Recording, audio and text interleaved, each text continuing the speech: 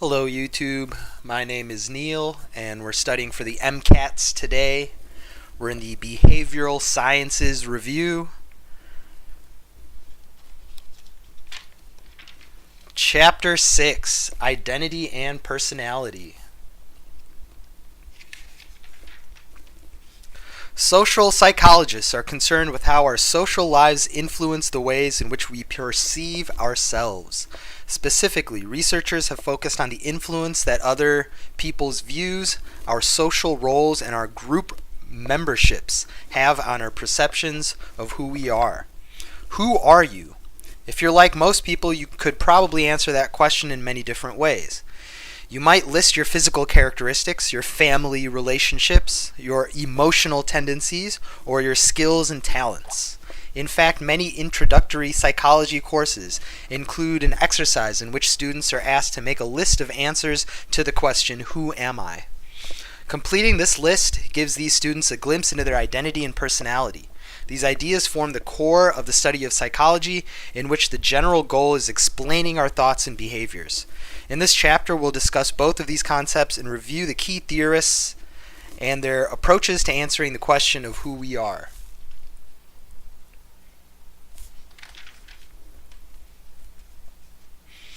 Self-concept and identity.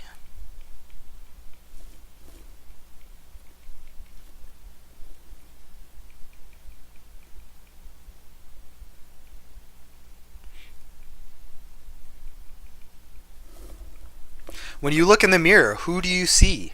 If you're studying to take the MCAT, chances are some descriptors that come to mind include student, intelligent, future doctor, and so on. Our own internal list of answers to the question, "Who am I?" form our self-concept. Many of the ways in which we define ourselves fall under the classification of a self-schema, that is, a self-given label that carries with it a set of qualities. For example, the athlete self-schema usually carries the qualities of youth, physical fitness, and dressing and acting in certain ways. Although these qualities may change depending on culture, socioeconomic status, and personal beliefs. The idea of self-concept goes beyond these self-schemata. It also includes our appraisal of who we used to be and who we will become, our past and future selves. Let's write down self-schema. Sometimes the terms self-concept and identity are used interchangeably, but psychologists generally use them to refer to two different but closely related ideas. Social scientists define identity as the individual components of our self-concept related to the group to which we belong. Whereas we have one all-encompassing self-concept, we have multiple identities that define who we are and how we should behave within any given context. Religious affiliation, sexual orientation, personal relationships, and membership in social groups are just a few of the identities that sum to create our self-concept. In fact, our individual identities do not always need to be compatible. Are you the same person when interacting with your friends as you are when you interact with coworkers or family? For most people, the answer is no. They take on a particular identity in different social situations. So identity is context dependent as opposed to your self-concept. Types of identity. While there are many different types of identity, the MCAT for historical or social reasons tends to focus on some forms of identity more than others. Gender identity. Gender identity describes a person's appraisal of him or herself on scales of masculinity and femininity. While these concepts were long thought to be two extremes on a single continuum, theorists have reasoned that they must be two separate dimensions because individuals can achieve high scores on scale of both masculinity and femininity. Androgyny is defined as the state of being simultaneously very masculine and very feminine. While those who achieve low scores on both scales are referred to as undifferentiated. Gender identity is usually well established by age 3, although it may morph and change over time.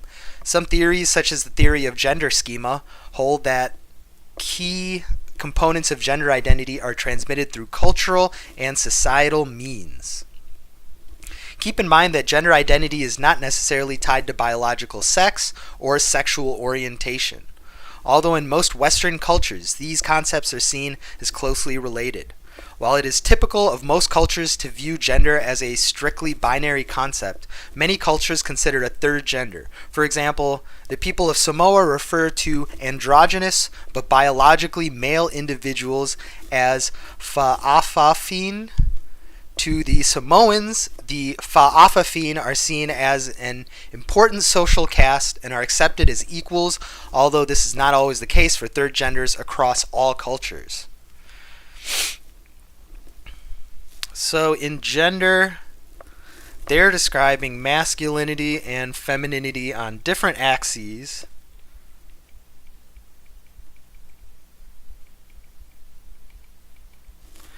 And they're saying both very masculine and feminine is considered androgynous. And over here, not so masculine or feminine is considered undifferentiated.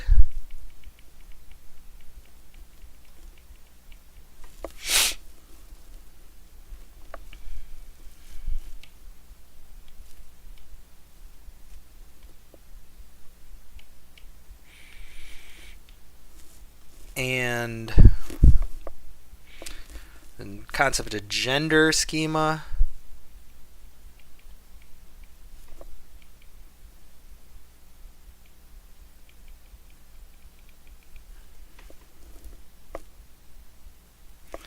That gender identity transmitted through cultural and societal means.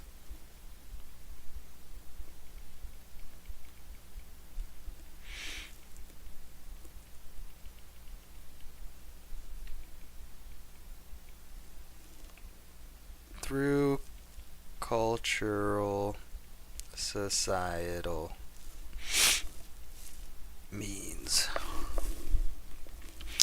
And in Samoa, the concept of a fa'afafine.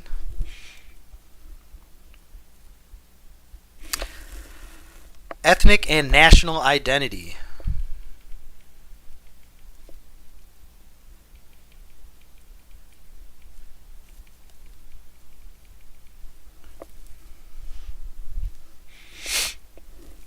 Ethnic identity refers to one's ethnic group in which members typically share a common ancestry, cultural heritage, and language.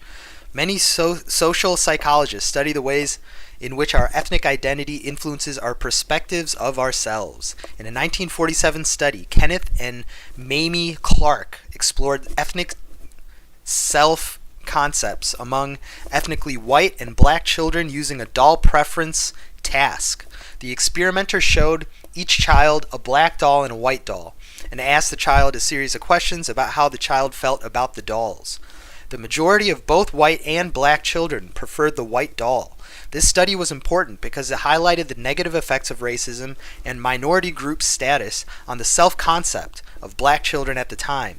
However, subsequent research using improved methodology, for example, randomizing the ethnicity of the experimenter, has shown that black children hold more positive views of their own ethnicity. This may also represent societal changes at large.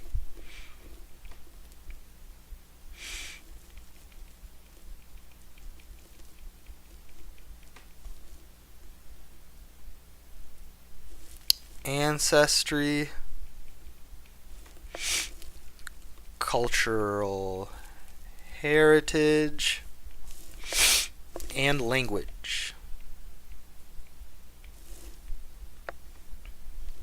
We have Kenneth and Mamie Clark.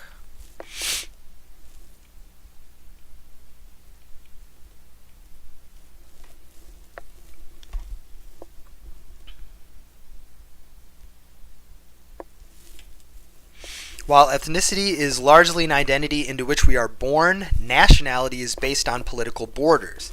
National identity is the result of shared history, media, cuisine, and national symbols such as a country's flag. Nationality need not be tied to one's ethnicity or even to legal citizenship. Symbols play an important role in both ethnic and national identities. Symbols of Jewish ethnicity are shown in figure 6.1a, while symbols of American nationality are shown in figure 6.1b. And we'll take a look at those. Nationality is based on political borders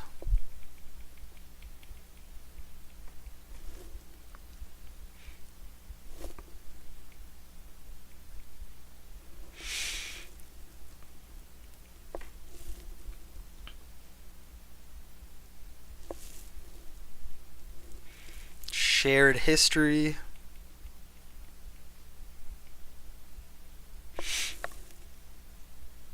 media, cuisine, symbols, like the flag. Nationality need not be tied to one's ethnicity or even legal citizenship.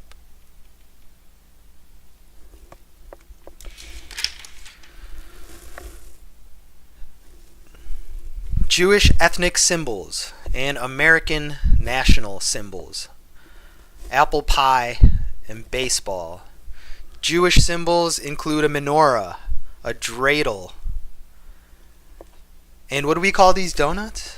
What are Jewish donuts?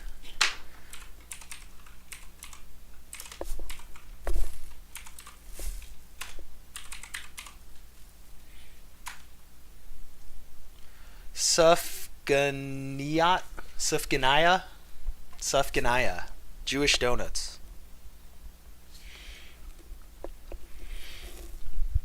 Other types of identity. Other. Of course, there are many more categories through which we evaluate our identity. We compare ourselves to others in terms of age, class, religious affiliation, sexual orientation, and so on. Aspects of these other identities are explored in other parts of MCAT, behavioral science. Let's just throw in age, class, religion,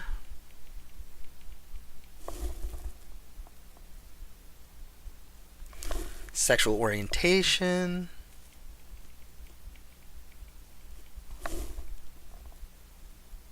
dot, dot, dot.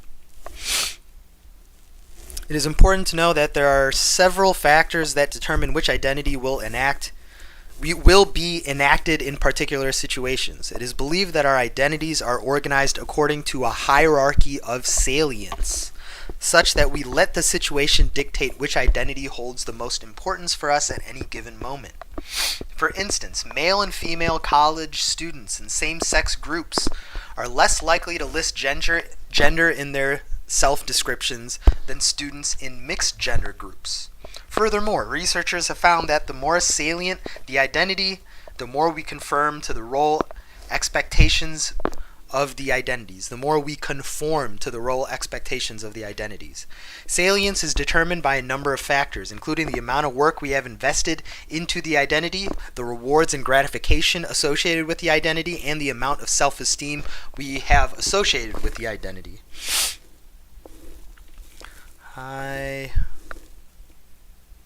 Hierarchy of salience.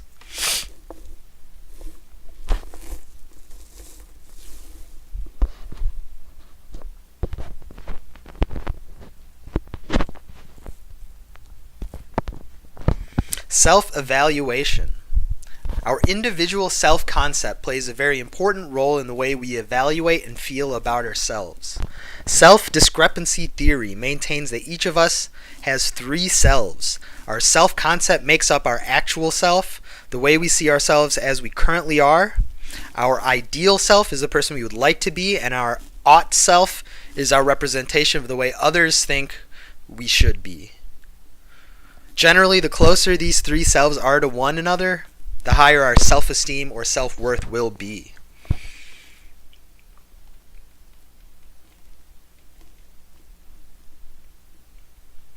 Self-discrepancy theory.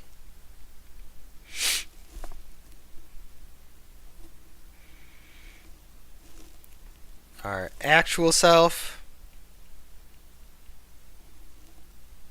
ideal self, and our ought self. What others think we ought to be. Ideal is, I guess, what we think we ought to be, and ought is what others think we ought to be. And the idea of self-esteem is how closely these correlate, I guess. While self-esteem is the measure of how we feel about ourselves, self-efficacy is our belief in our ability to succeed. Self-efficacy can vary by activity for individuals. We all can think of situations in which we hold the belief that we are able to be effective, and conversely those in which we feel powerless. Of course, we are more motivated to pursue those tasks for which our self-efficacy is high, but we can get into trouble when it is too high. Overconfidence can lead us to take on tasks for which we are not ready, leading to frustration, humiliation, or sometimes even personal injury. Self-efficacy can also be depressed past the point of recovery. In one study, which certainly could not be replicated under current ethical guidelines, dogs were divided into 3 groups. The first was a control group in which the dogs were simply strapped into a harness. In the second group, dogs were similarly strapped into a harness but subjected to painful electric shocks, which they could stop by pressing a lever. Dogs in the third group were similarly harnessed and shocked, but were powerless to control the administration of the shock. Dogs in the first 2 groups recovered from the experience quickly. The third group soon stopped trying to escape the shock and acted as if they were helpless to avoid the pain of the experience, even when offered opportunities to avoid being shocked. Only when the dogs were forcibly removed from their cages did they change their expectations about their control over the electrical shocks and took action to escape their predicament. This phenomenon is called learned helplessness and is considered one possible model of clinical depression.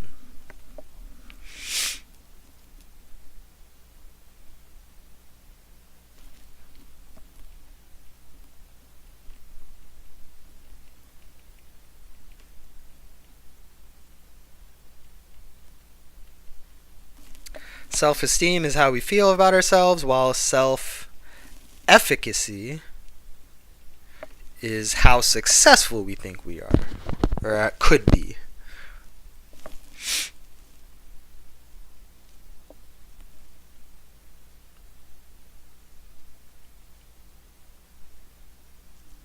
How able to succeed at a specific task. Overconfidence,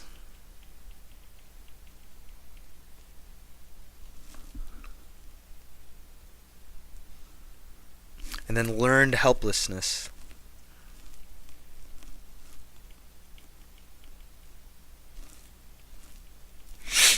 Are 2 extremes.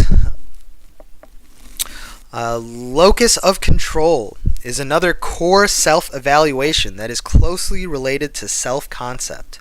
Locus of control refers to the way we characterize the influences in our lives. People with an internal locus of control view themselves of controlling their own fate, whereas those with an external locus of control feel that the events in their lives are caused by luck or outside influences. For example, a runner who loses a race may attribute the cause of the loss internally, I didn't train hard enough, or externally, my shoes didn't fit and the track was wet. All of these ideas work hand in hand to influence the way we feel about ourselves. The happiest among us are those who have high self-esteem, view themselves as effective people, feel that they are in control of their destinies, and see themselves as living up to their own expectations of who they would like to be. What is the difference between self-concept and self-identity? I guess identity is more context-dependent, context-specific. List 3 factors that contribute to a person's ethnic identity. How are these factors different from those that determine national identity? So the difference between ethnic identity and national identity. Ethnic identity includes ancestry, cultural heritage, and language. Nationality includes a shared history, arbitrary political borders, a shared media. I think that's a big one, huh? Cuisine, and symbols like flags and seals.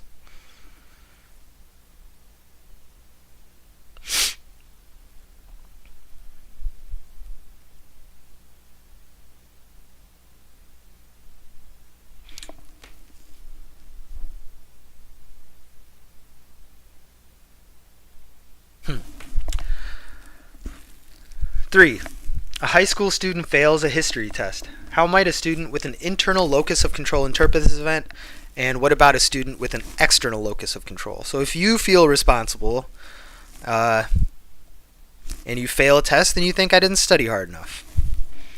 If you externalize it, I guess you might say that either the teacher didn't prepare us, the teacher tricked us, or like the test was really hard.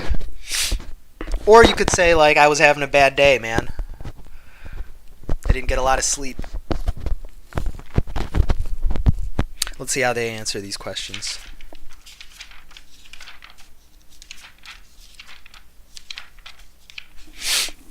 1. Self-concept describes the sum of all the phrases that come to mind when we think of who we are, who we used to be, and who we may become in the future. Identity, on the other hand, describes a set of behaviors and labels we take on when in a specific group. 2. Ethnic identity is determined by common ancestry, cultural heritage, and language, among other similarities. Rather than being determined by birth, national identity is determined by political borders of where one lives and the cultural identity of that nation. 3. A student with an internal locus of control will look for factors within him or herself, such as not having studied hard enough. A student with an external locus of control will blame external factors such as bad luck or the test being too difficult. Right.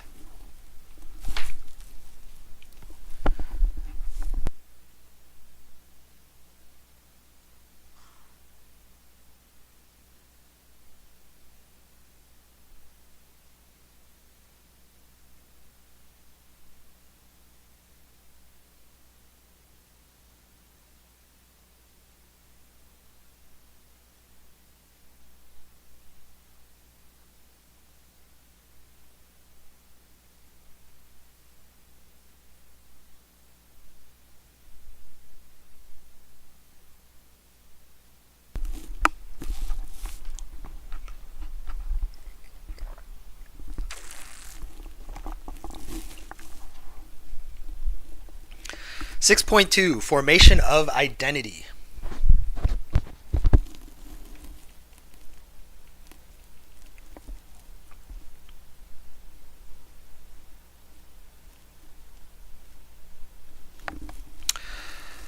Psychologists generally agree that we are not born with our self-concept and identity in place and fully developed. As young children, our identities are largely defined by our relationship to our parents. As we move into adolescence, we begin to develop into unique individuals, deciding who we want to be when on our own. Several theorists have proposed stages through which we develop. They vary in scope with respect to both the aspects of our identity they describe and their time span, but they all have one thing in common. The MCAT loves to test on them. Great. Freud, psychosexual development. Sigmund Freud was a pioneer in charting personality and emotional growth. For Freud, human psychology and human sexuality were inextricably linked. In fact, Freud made the assertion that far from lying dormant until puberty, the libido, or sex drive, is present at birth. Freud believed that libidinal energy and the drive to reduce libidinal tension were the underlying dynamic forces that accounted for human psychological processes. Libido, sex drive. Freud hypothesized 5 distinct stages of psychosexual development, summarized in Table 6.1 at the end of this section. In each stage, children are faced with a conflict between societal demands and the desire to reduce the libidinal tension associated with different erogenous zones of the body. Each stage differs in the manner in which libidinal energy is manifested and the way in which the libidinal drive is met. Fixation occurs when a child is overindulged or overly frustrated during a stage of development. In response to the anxiety caused by fixation, the child forms a personality pattern based on that particular stage, which persists into adulthood as a functional mental disorder known as neuroses. So fixation in a certain stage of development leads to neurosis as an adult. The first stage is the oral stage, 0 to 1 years. During this stage, gratification is obtained primarily through putting objects into the mouth, biting and sucking. Libidinal energy is centered on the mouth. An orally fixated adult would likely exhibit excessive dependency. Oral stage, 0 to 1 year. Next is the anal stage. 1 to 3 years, during which the libido is centered on the anus, and gratification is gained through the elimination and retention of waste materials. Toilet training occurs during this stage. Fixation during this stage would lead to either excessive orderliness, anal retentiveness, or sloppiness in the adult. Anal stage, 1 to 3.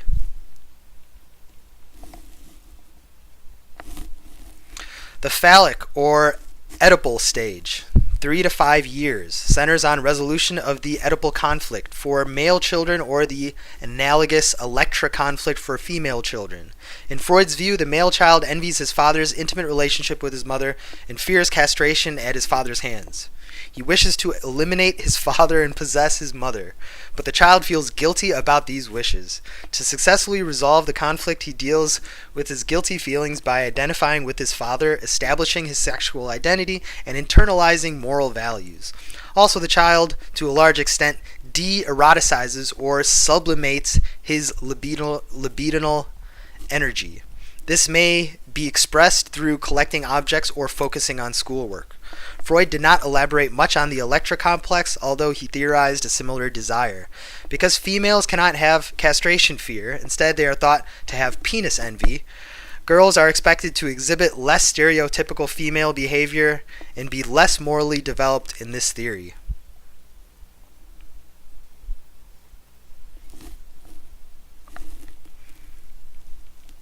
Phallic / Oedipal stage, 3 to 5 years.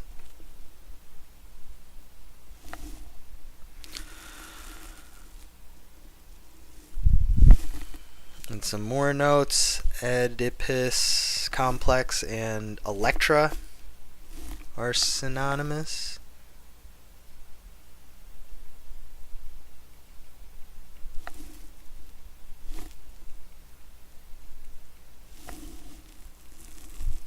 The idea of sublimation of libidinal energy.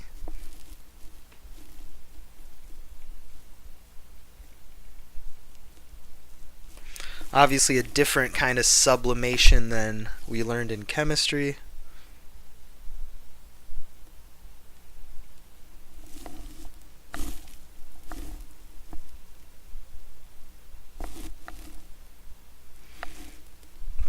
Penis envy. Castration fear versus penis envy.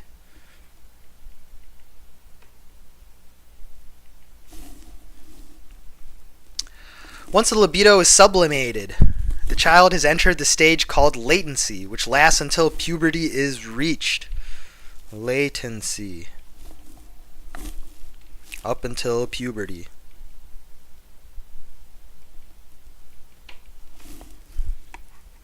For Freud, the final stage is the genital stage.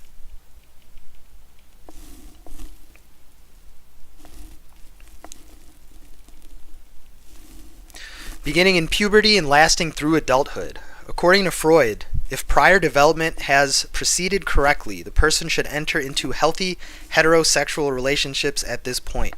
However, if sexual traumas of childhood have not been resolved, such behaviors as homosexuality, asexuality, or fetishism may result.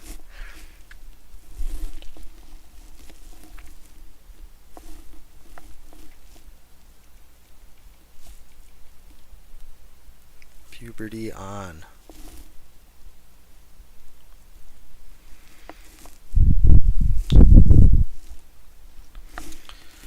Well, that's Freud.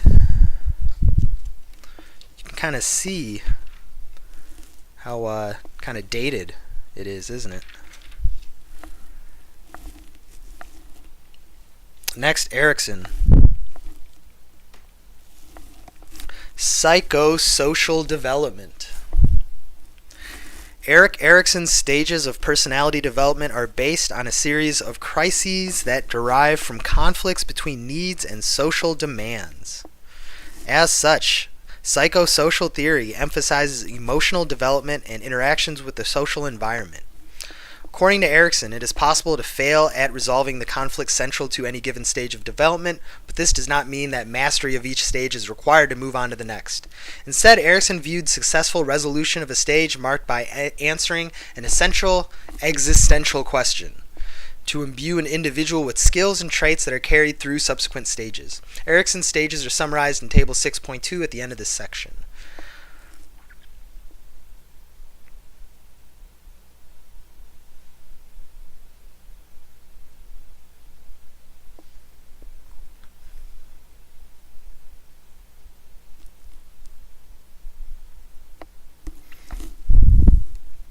Crises.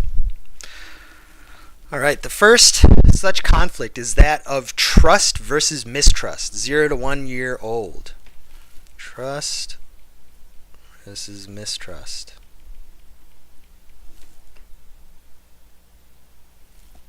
Zero to 1 year. If resolved successfully, the child will come to trust his environment as well as himself. If mistrust wins out, the child will often be suspicious of the world, possibly throughout his life. The second conflict is autonomy versus shame and doubt. Autonomy versus shame/doubt. 1 to 3 years. The favorable outcome here is feeling able to exert control over the world and to exercise choice as well as self-restraint. The unfavorable outcome is a sense of doubt and a persistent external locus of control. The next conflict confronted is initiative versus guilt. 3 to 6 years.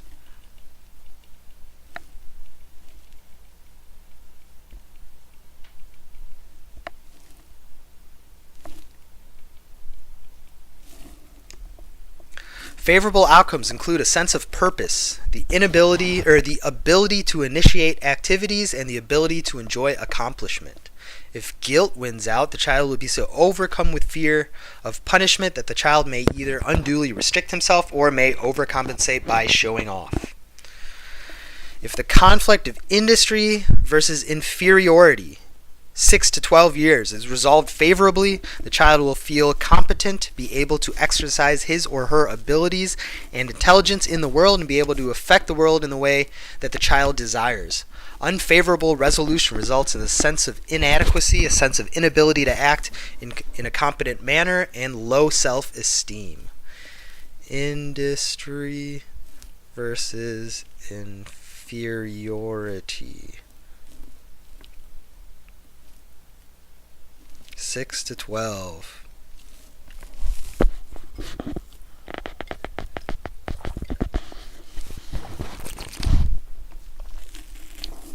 During adolescence, 12 to 20 years, the conflict of identity versus role confusion emerges.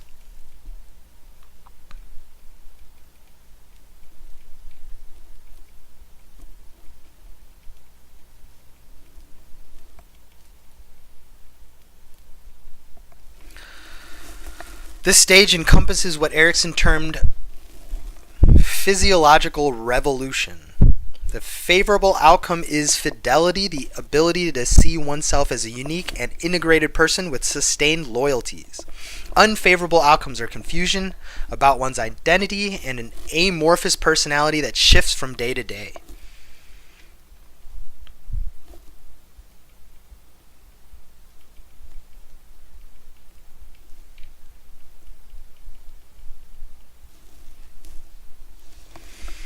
The main crisis of a young adulthood, 20 to 40 years, is intimacy versus isolation. Favorable outcomes are love, the ability to have intimate relationships with others, and the ability to commit oneself to another person and to one's own goals. If this crisis is not favorably resolved, there will be an avoidance of commitment, alienation, and distancing of oneself from others and one's ideals.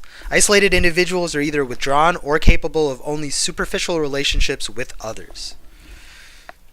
Intimacy versus isolation. 20 to 40 years. It seems like we spent quite a bit of time in that stage. The conflict of middle age, 40 to 65 years, is generativity versus stagnation. The successful resolution of this conflict results in an individual capable of being a productive, caring, and contributing member of society. If this crisis is not overcome, one acquires a sense of stagnation and may become self-indulgent, bored, and self-centered with little care for others. Generativity versus stagnation.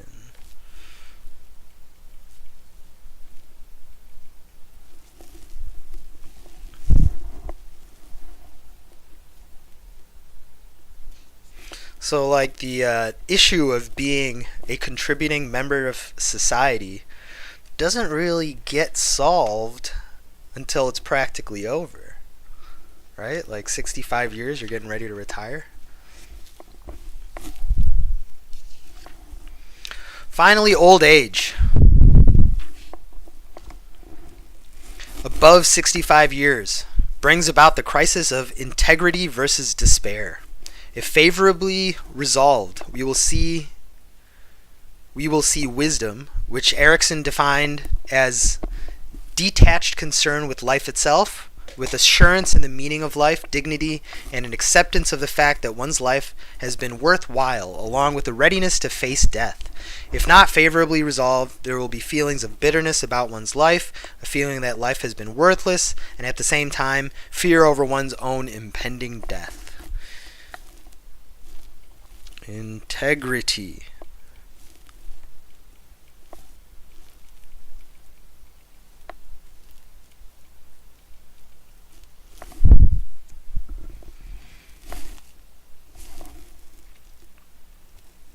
All right. That's Erickson. Next, Kohlberg.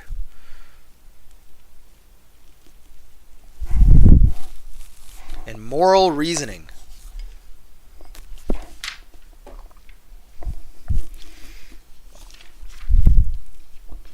Should we give these names of psychosexual development is Freud.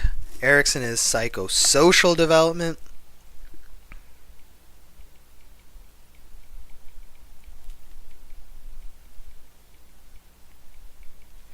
And Kohlberg here is going to be moral reasoning.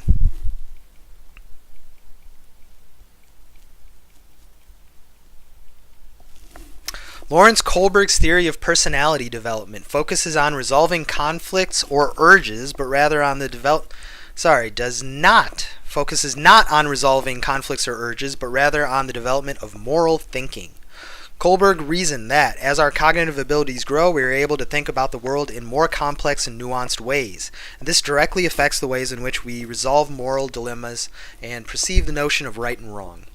Kohlberg's observations about moral reasoning were based on responses of subjects to hypothetical moral dilemmas. One often cited example is the Heinz Dilemma. In this scenario, a man named Heinz has a wife who is dying of a rare disease. There's a druggist in the town who invented a drug that could cure the disease. It costs him $200 to produce, yet he sells it for $2,000.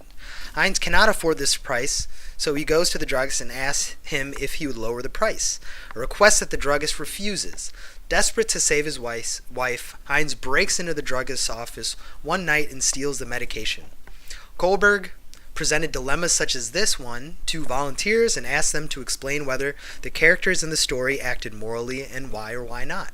Kohlberg wasn't interested in the participants' appraisal of the actions as right or wrong, as he believed either answer could be justified. Instead, he was far more interested in the reasoning behind the appraisal.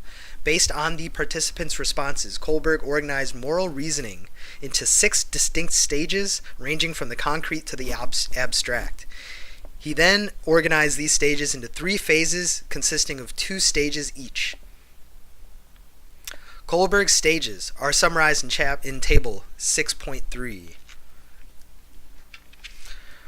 Pre-conventional morality, the first of these phases, is typical of pre-adolescence thinking and places an emphasis on the consequences of moral choice. Stage 1, obedience, is concerned with avoiding punishment. If I steal the drug, I'll go to jail. While Stage 2, self-interest, is about gaining rewards. I need to save my wife because I want to spend more of my life with her. Stage 2 is often called the instrumentalist relative stage because it is based on the concepts of reciprocity and sharing. I'll scratch your back, you scratch mine.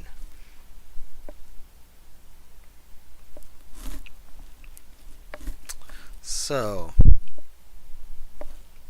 pre-conventional morality includes the obedience stage. Will I get in trouble? The self-interest. What do I get? What do I gain from doing this?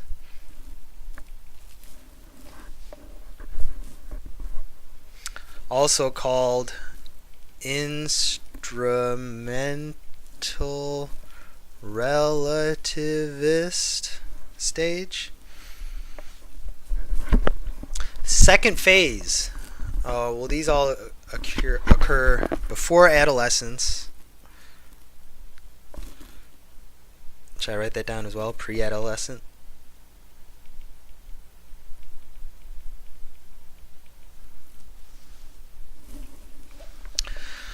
Alright, the second phase is conventional morality, which begins to develop in early adolescence when individuals begin to see themselves in terms of their relationships to others. This phase is based on understanding and accepting social rules. Stage 3, conformity, places emphasis on the good boy, nice girl orientation in which a person seeks the approval of others. I should not steal the drug because stealing is wrong. Stage 4, law and order, maintains the social order in the highest regard. If everyone stole things they couldn't afford, people who produce those items would not be able to continue their business. The third phase is post-conventional morality, which describes a level of reasoning that Kohlberg claimed not everyone was capable of, and is based on social mores, which may conflict with laws. Stage 5, social contract, views moral rules as conventions that are designed to ensure the greater good, with reasoning focused on individual rights. Everyone has a right to live. Businesses have a right to profit from their products. Finally, stage 6, universal human ethics, reasons that decisions should be made in consideration of abstract principles. It is wrong for a person to hold another's life for ransom. Kohlberg viewed these stages as a progression in which each stage is adopted and then abandoned for the next as the individual progresses. In other words, we will begin in stage 1 and progress to varying degrees as our thinking matures. Kohlberg is not without his critics. Some argue that post-conventional morality describes views that are more prevalent in individualistic societies and is therefore biased against collectivist cultures. Similarly, Kohlberg's research was not only performed using male subjects, which may cloud differences in reasoning patterns between men and women. So not the best studies. Pre-conventional morality, conventional morality.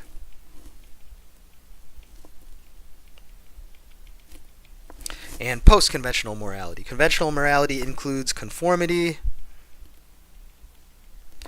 and Law and Order.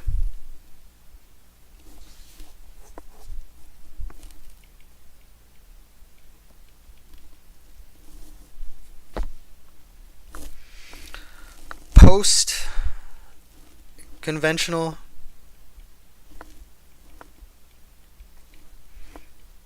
morality includes the social contract and the idea of universal human ethics.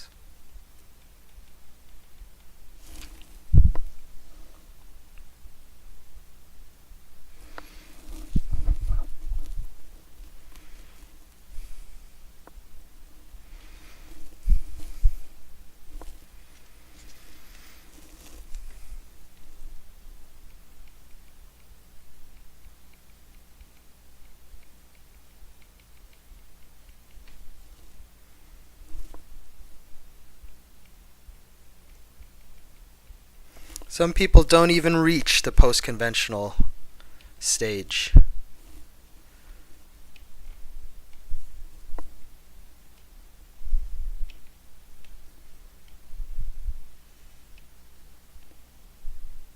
Oops.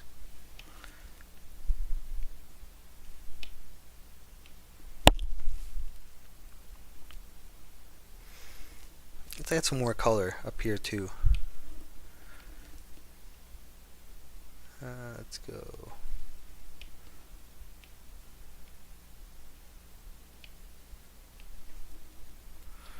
All right.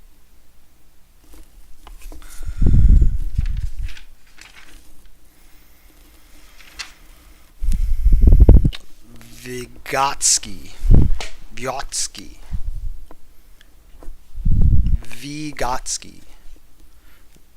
or just Gotsky. Vygotsky. How do you pronounce that? That's a challenge.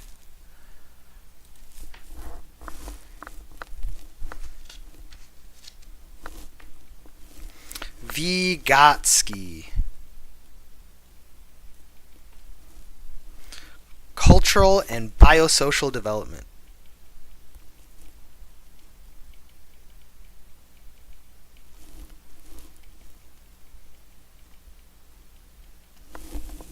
Like Kohlberg, Lev Vygotsky's work was focused on understanding cognitive development. For Vygotsky, the engine driving cognitive development was the child's internalization of various aspects of culture, rules, symbols, language, and so on. As the child internalized these various interpersonal and cultural rules, her cognitive activity developed accordingly. Vygotsky is known for his concept of the zone of proximal development, referring to those skills and abilities that have not yet fully developed but are in the process of development.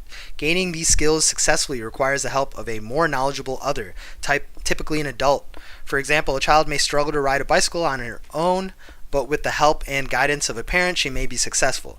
Vygotsky would say that this skill is currently within the child's zone of proximal development.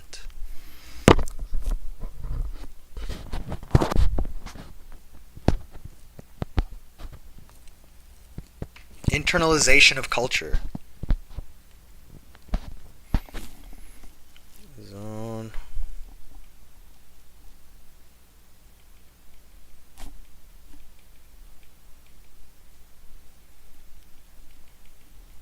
Internalizing culture. Zone of proximal development.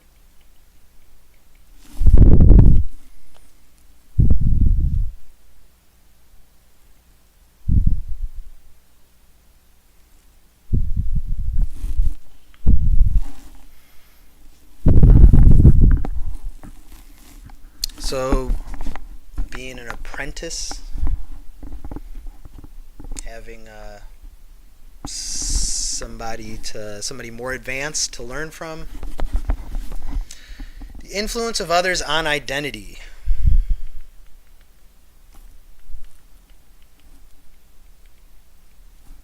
Our personalities do not form in a vacuum. We are as much a product of those around us as a product of our own internal growth and development. Albert Bandura, who was also the psychologist behind the Bobo doll experiment described in Chapter 3, claimed that observational learning contributes greatly to our future behaviors. Let's write down Albert Bandura, Bobo doll. Now, Bobo doll was from another chapter, but I think it was they just had kids observe like another person, an adult, punch a Bobo doll, like a doll that bounces back, and their behavior with the doll was more violent after observing somebody else, an adult, do that kind of behavior.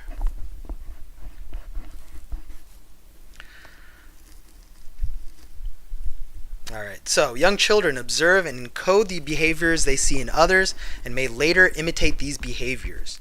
Children are more likely to imitate behaviors performed by someone who is like them. For example, young children will reliably mimic behaviors performed by their same-sex siblings. A child's first models are her parents, but as a child grows and forms more relationships, other role models emerge. Siblings, teachers, and the media all play an important role in modeling behavior for a developing child. But by adolescence, peers become the most important role model in a person's life. As children grow, they become more able to see the identities of others as different from their own. They might experiment with other identities by taking on the roles of others, such as when children play house or school. Such role-taking is good practice for later in life, when a child begins to understand the perspectives and roles of others. Eventually, children become able to see how others perceive them, and to imagine themselves from the outside. The ability to sense how another's mind works, for example, understanding how a friend is interpreting a story while you tell it, is referred to as theory of mind. Once this ability has developed, we begin to recognize and react to how others think about us. We become aware of judgments from the outside world and react to these judgments. Our reactions to how others perceive us can be varied, maintaining, modifying, downplaying, or accentuating different aspects of our personality. This construct, which relies on others reflecting ourselves back to ourselves, is appropriately called the looking glass self.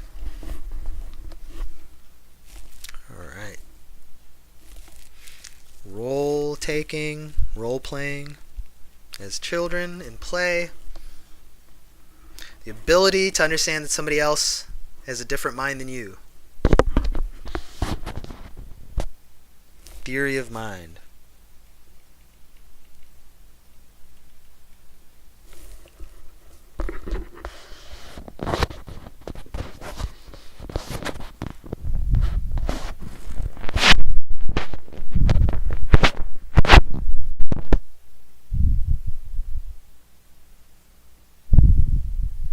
Looking glass self. So theory of mind kind of applied to how people see you. Looking glass self. A related concept is a reference group. Our self-concept often depends on whom we are comparing ourselves to. For example, as of 2012, the average annual salary for a physician in the United States was about $200,000 compared to the national median household salary of approximately $50,000. These individuals were quite well off. However, only 11% consider themselves rich. Why? Many physicians live in higher socioeconomic areas, and the responses may thus be biased by comparison to those around them. Reference group.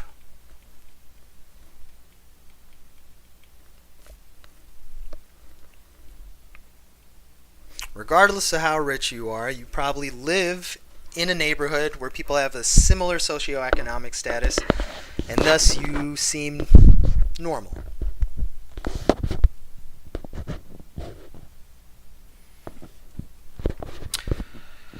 Each of the following theorists evaluates an individual and determines that the person has failed in completing one of the theorist's developmental stages. What would each say is the most likely outcome for this person?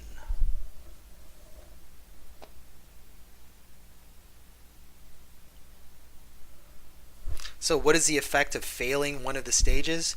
According to Freud, you develop a neurosis. I think Erickson said that you can fail a stage and still move on to other stages and develop them, right?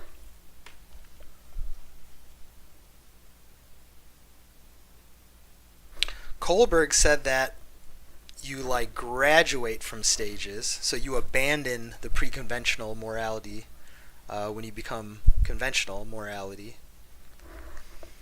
So what happens to failure in a stage? Let's remind ourselves.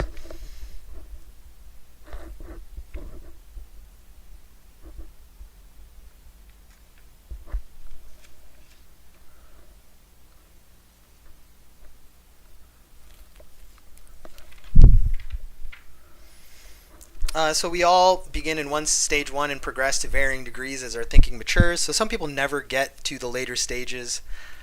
I don't think you can fail. I don't know if you consider that failing or not. But we'll see what they say about it in a minute. Number 2, name and briefly describe the 3 major phases of Kohlberg's theory of moral development. Pre-conventional, conventional, and post-conventional. Pre-conventional includes obedience, whether you'll get in trouble for actions or not, and self-interest, what you get out of doing those actions. Conventional morality has more to do with conformity, being seen as a good person in society, law and order, going by the books. Post-conventional, you might actually skirt those law and order rules for greater social contracts, the greater good, and universal human ethics, more abstract notions of right and wrong. Let's see how they answer these.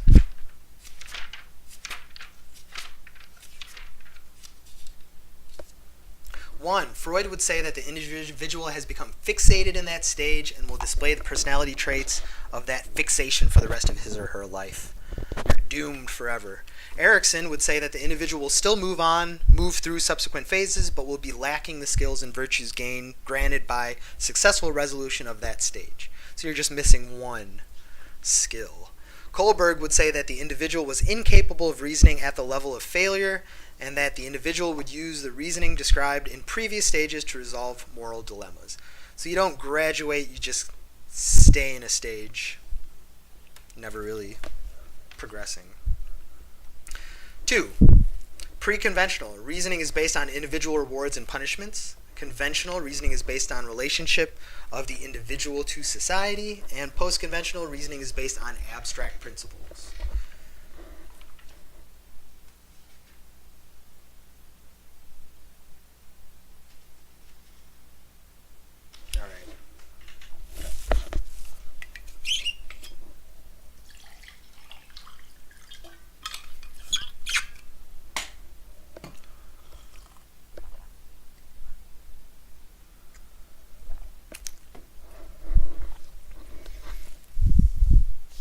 Personality.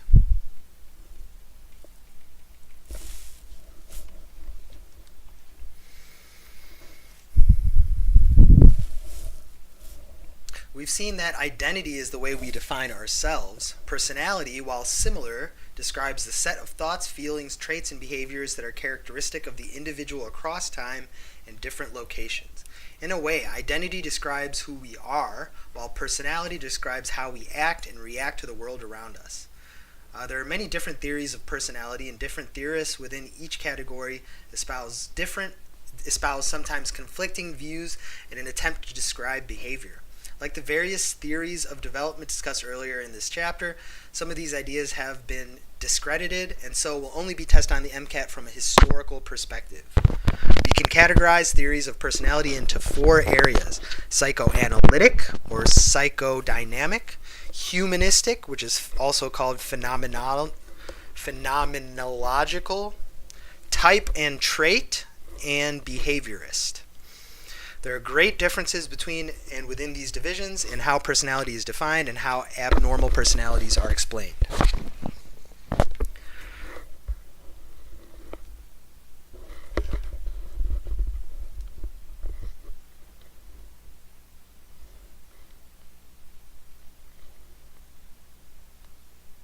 personality, how we act, rather than who we are.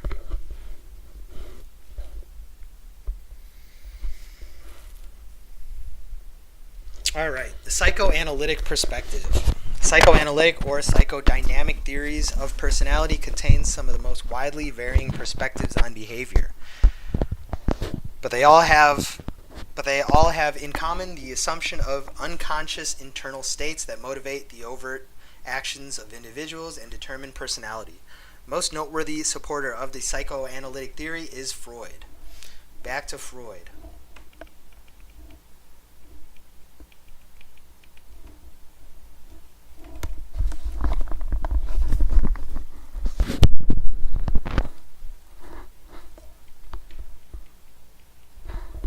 Freud's contribution to the study of personality was his structural model, which involved three major entities, the id, ego, and superego, illustrated in figure 6.2.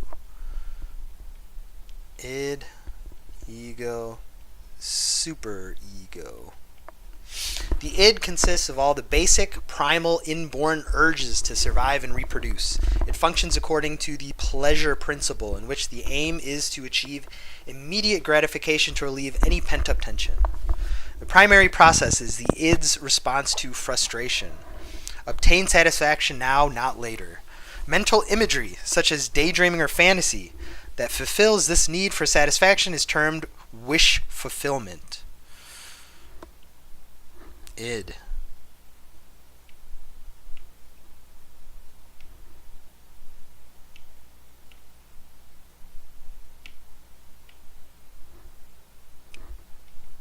Pleasure principle, primary process,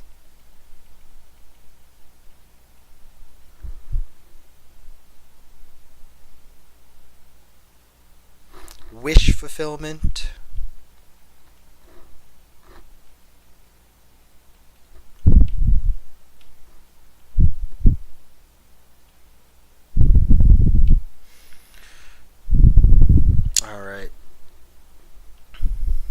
because this mental image cannot effectively reduce tension on a permanent basis, the ego comes into play. The ego operates according to the reality principle.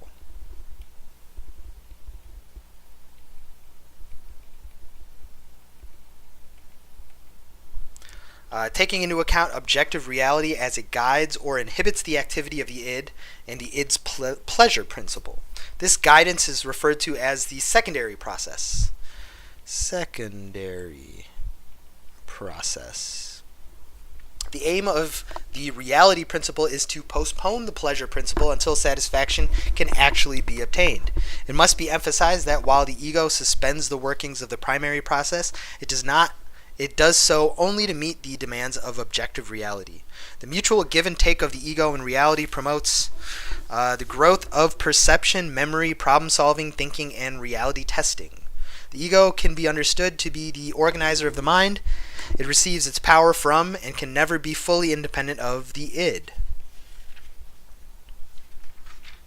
The ego is also responsible for moderating the desires of the superego. Whereas the id's desires are basic needs, those of the superego are defined and focused on the ideal self.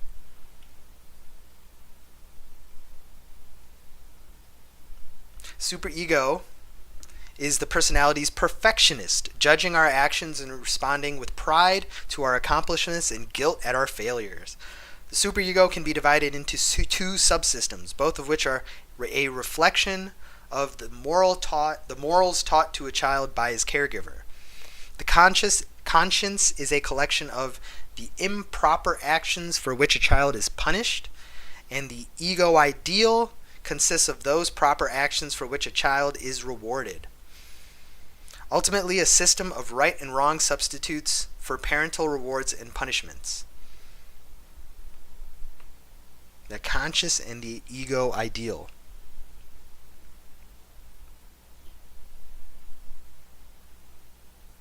Conscience and ego ideal.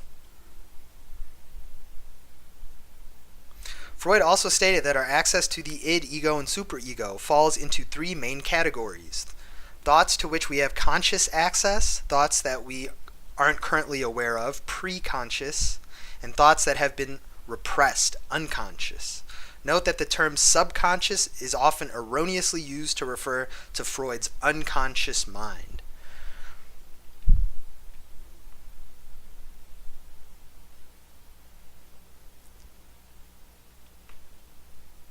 So there's the preconscious,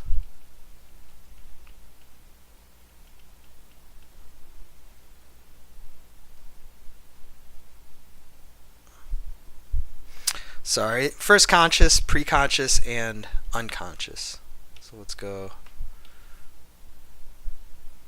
conscious, preconscious, and unconscious. Freud postulated that our behaviors are also influenced by instincts. To Freud, an instinct is an innate psychological representation of biological need.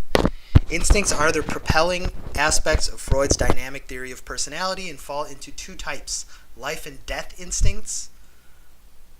Life instincts, referred to as eros, promote an individual's quest for survival through thirst, hunger, and sexual needs.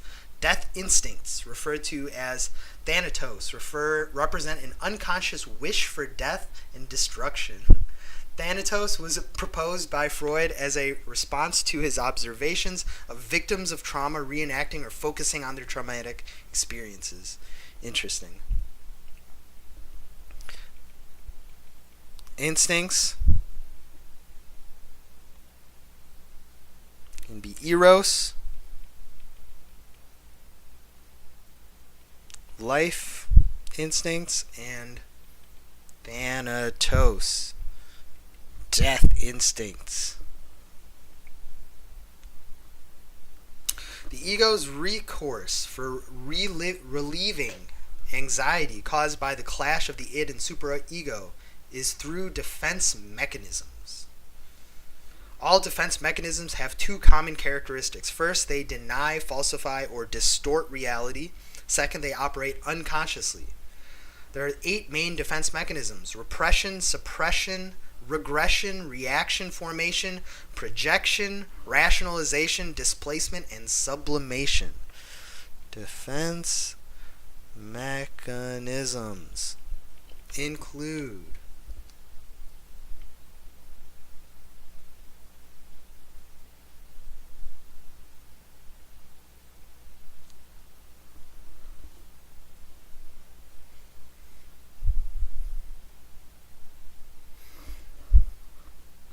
repression,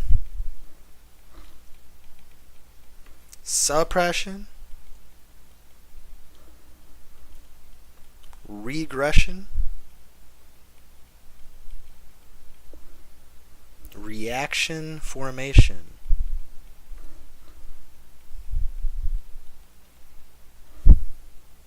projection, rationalization,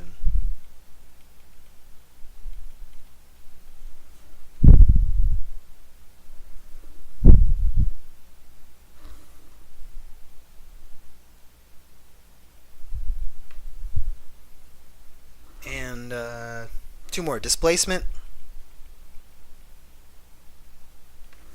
and sublimation. Repression is the ego's way of forcing undesired thoughts and urges to the unconscious and underlies many of the other defense mechanisms, the aim of which is to disguise threatening impulses that may find their way back from the unconscious. While repression is mostly an unconscious forgetting, suppression is more deliberate, conscious form of forgetting. Regression is reversion to an earlier development state. Faced with stress, older children may return to earlier behaviors such as thumb-sucking, throwing temper tantrums, or clinging to their mothers. When individuals suppress urges by unconsciously converting them into their exact opposites, they are taking advantage of reaction formation. For example, a man pinning after a female celebrity he knows he will never meet may outwardly express hatred for the celebrity as a way of reducing the stress caused by his unrequited feelings. Projection is the defense mechanism by which individuals attribute their undesired feelings to others. I hate my parents might, for example, turn into my parents hate me. Projection is an important part of personality analysis. Tests that make use of projection to gain insight into a client's mind are common in psychoanalytic therapy. For example, Rorschach ink blot test, shown in figure 6.3, relies on the assumption that the client projects his or her unconscious feelings onto the shape. Similarly, the thematic apperception test consists of a series of pictures that are presented to the child, who is asked to make up a story about each one. The story presumably will elucidate the child's own unconscious thoughts and feelings. So let's put Rorschach ink blot test and thematic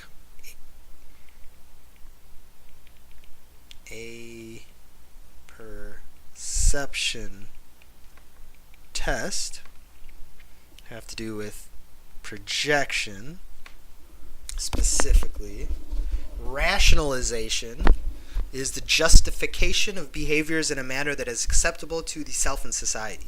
Drivers who engage in reckless feats such as the Cannonball Run, a race from Los Angeles to New York, for which the current record is just under 33 hours, might justify their dangerous pursuits by saying both to themselves and others, I'm in complete control, and besides, there are plenty of dangerous drivers on the road. What difference will one more make?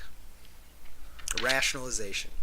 Displacement describes the transference of an undesired urge from one person or object to another. Someone angry at her boss may hold her tongue at work but snap at her spouse when she gets home. Displacement. Finally, sublimation is the transformation of unacceptable urges into socially acceptable behaviors. Freud might say that pent-up sexual urges may be sublimated into a drive for business success or artistic creativity. The description of most commonly tested defense mechanisms as well as examples are provided in 6.4. Repression, suppression, regression, reaction, projection, rationalization, displacement, sublimation. Great. Carl Jung. Next.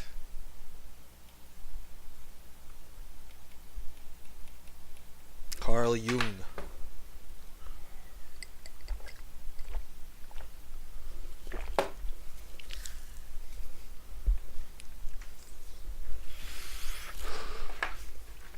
Later, psychoanalytic theories have given more emphasis on interpersonal, sociological, and cultural influences, while maintaining their link with the psychoanalytic tradition. Carl Jung preferred to think of libido as psychic energy in general, not just psychic energy rooted in sexuality. Jung identified the ego as the conscious mind, and he divided the unconscious into two parts: the personal unconscious, similar to Freud's notion of the unconscious, and the collective unconscious. The collective unconscious is a powerful system that is shared among all humans and considered to be a residue of the experiences of our early ancestors. Its building blocks are images of common experiences, such as having a mother and a father. These images invariably have an emotional element and are referred to as archetypes in Jung's theory. You can see an example of two archetypical images in figure 6.4, God and the devil.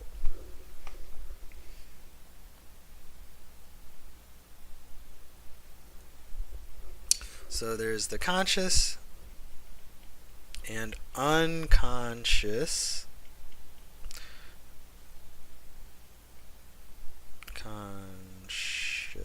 Which includes personal and collective. The collective unconscious includes things like archetypes, God and the devil, mother and father.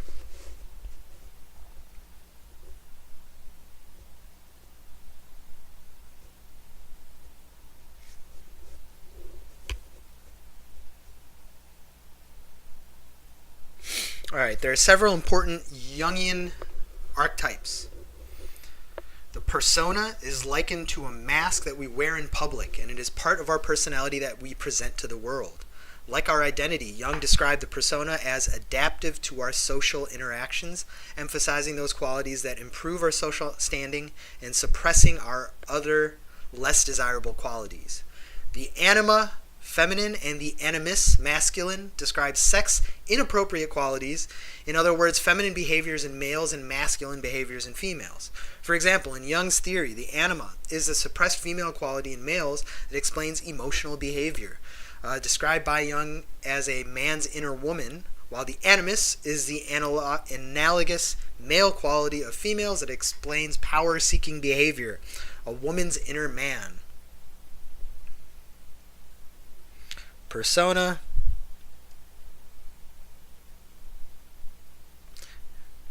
anima,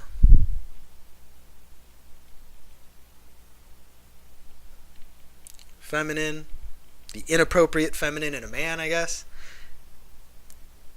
Animus, masculine.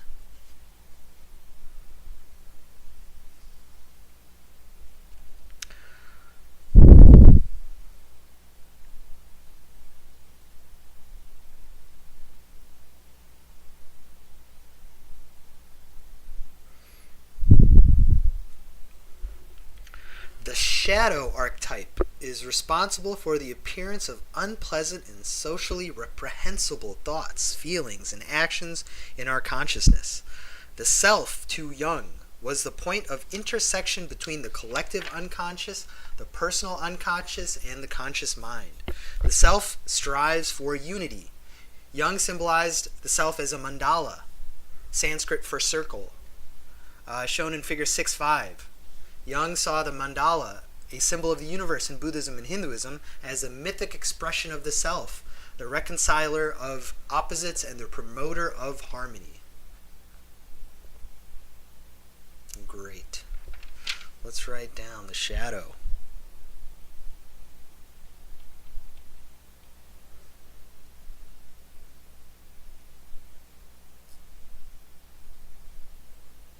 Shadow is the unpleasant stuff. The self is the intersection. Should we write that out mathematically? Of the conscious.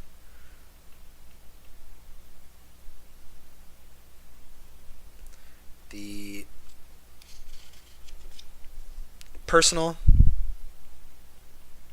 unconscious.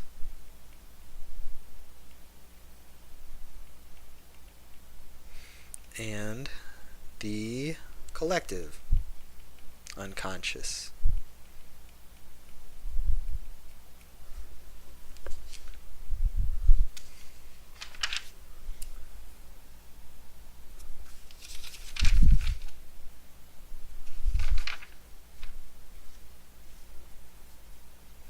And the self strives for unity.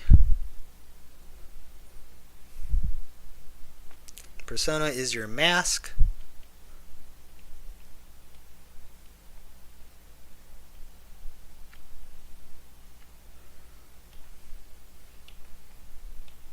All right. Jung describes three dichotomies of personality: extroversion versus introversion, sensing versus intuiting, and thinking versus feeling.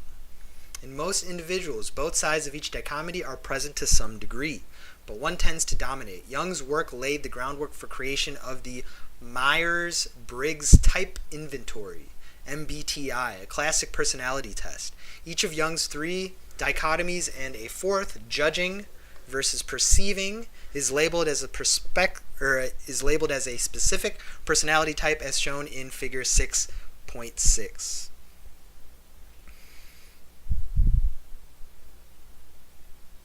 Dichotomies include kind of like these dichotomies of psychosocial development.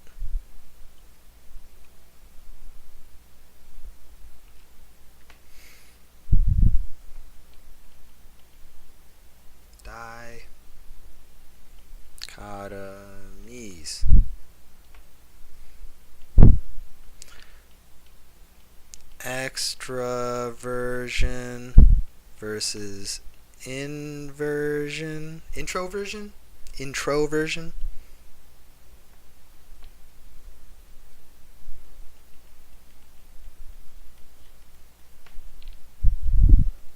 Sensing versus intuiting.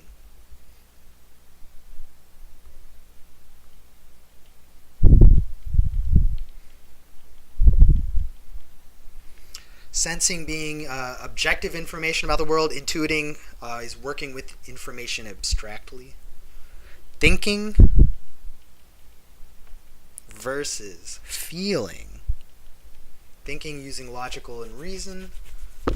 Feeling using a value system or personal beliefs. And we have that the Myers-Briggs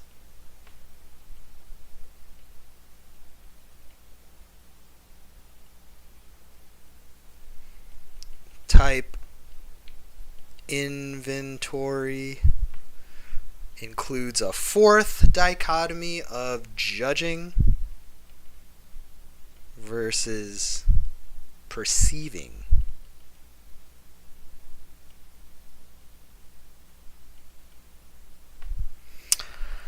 Judging being preferring orderliness and perceiving being preferring spontaneity. All right. Other psychoanalysts. Freud's theories were controversial, but well-meaning attempts to describe personality. As with most psychological movements, psychoanalysis gained a following of theorists who learned from and often disagreed with its original tenets, in opposition to many of Freud's key ideas. Later psychoanalysts often emphasized social rather than sexual motivations for behavior. Jung can be counted among these, as can Alfred Adler, whose theory focused on the immediate social imperatives of family and society and their effects on unconscious factors. Alfred Adler. Did we even go over that? I don't even think. Anyways, should I write down Alfred Adler?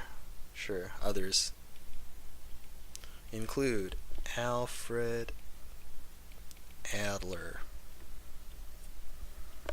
Adler was the originator of the concept of the inferiority complex, an individual sense of incompleteness, imperfection, and inferiority both physically and socially.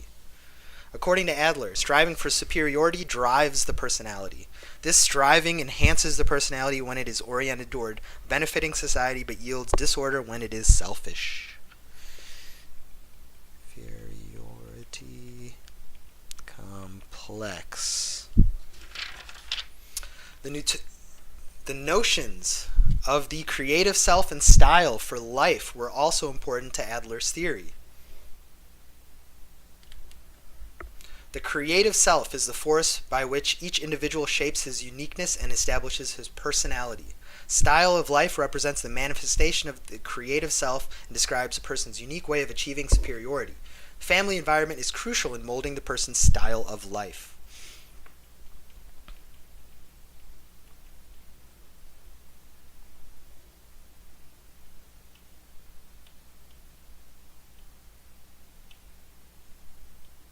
Creative self and style of life. Another important concept in Adler's theory of personality is fictional finalism. This is the notion that an individual is motivated more by his expectations of the future than by past experiences. According to Adler, human goals are based on the subjective or fictional estimate of life's values rather than objective data from the past. Fictional finalism can often be summed up by the phrase, life would be perfect if only. Fictional finalism. Notice the difference between Freud, Jung, and Adler. Whereas Freud's major assumptions is that behavior is motivated by inborn instincts, and Jung's principal axiom is that a person's conduct is governed by inborn archetypes. Adler assumes that people are primarily motivated by striving for superiority. That is a nice little summary. Freud, instinct,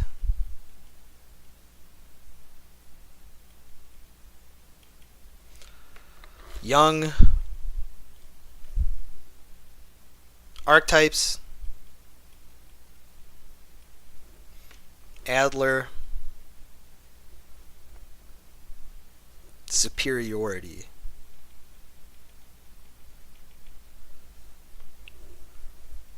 Karen Horney, another dissenting student of Freud's, likewise argued that personality is a result of intrapersonal relationships and adamantly disagreed with many of Freud's assumptions about women, such as the concept of penis envy.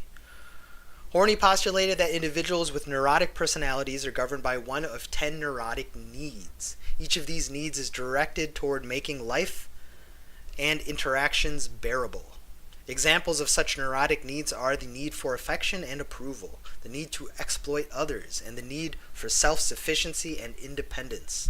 While healthy people have these needs to some degree, Horney emphasized that these needs become problematic if they fit at least one of 4 criteria: that they are disproportionate in intensity, that they are indiscriminate in application, that they partially disregard reality, or that they have a tendency to provoke intense anxiety. For instance, someone with a neurotic need for self-sufficiency and independence would go to great extremes to avoid being obligated to someone else in any way. As the central focus of the person's life, it would be a neurotic need and not a healthy one.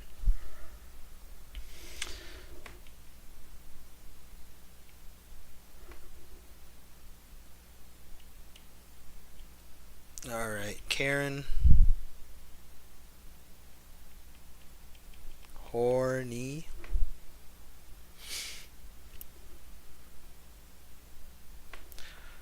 Neurotic needs. One of 10 neurotic needs. They only list a few of these.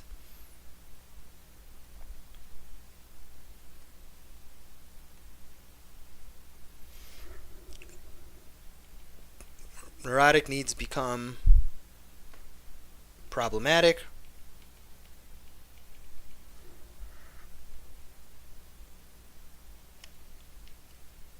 if they adhere to these criteria,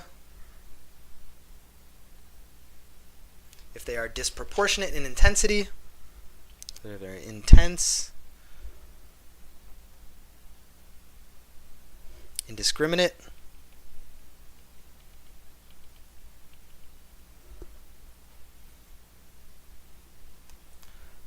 unrealistic, or they provoke anxiety. So provoking. How about that? If they're provocative.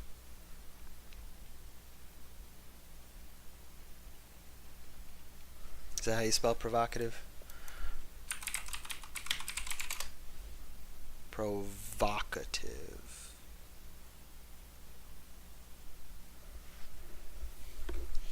All right, Horney's primary concept is that of basic anxiety. This is based on the premise that a child's early perception of self is important and stems from a child's relationship with his or her parents. Inadequate parenting can cause vulnerability and helplessness, which Horney termed basic anxiety, while neglect and rejection cause anger known as basic hostility. To overcome basic anxiety or basic hostility and attain a degree of security, the child uses strategies in his or her relationships with others, moving toward people to obtain the goodwill of people who provide security, moving against people, or fighting them to obtain the upper hand, and moving away or withdrawing from people. These 3 strategies are the general headings under which the 10 neurotic needs fall. Healthy people use all 3 strategies depending on the situation. However, the highly threatened child will use one of these strategies rigidly and exclusively and carries this strategy into adulthood. Basic anxiety.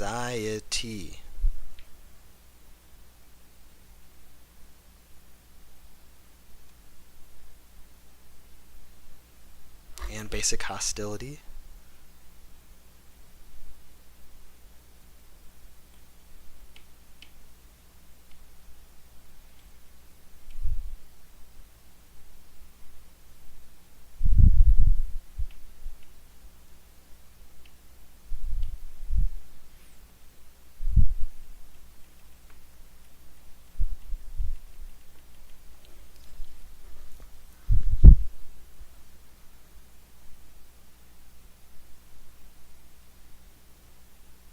vulnerability and helplessness or basic anxiety, while anger is basic hostility.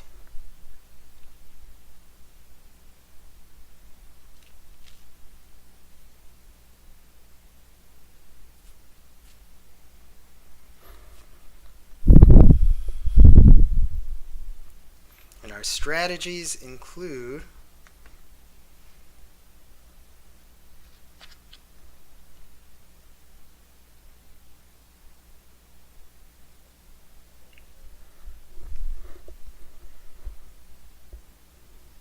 moving toward, moving against, and moving away.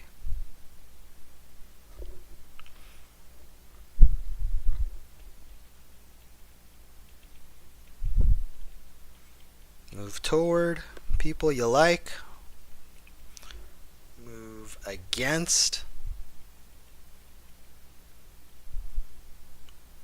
people you don't. Move away from people that you're indifferent to, I guess.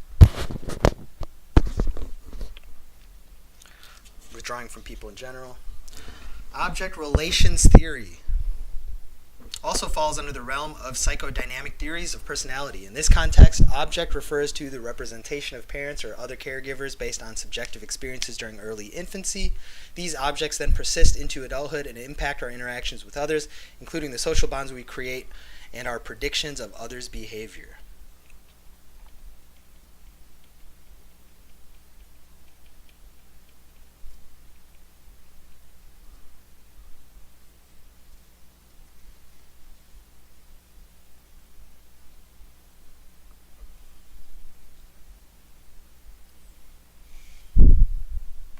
The objects being parents / caregivers.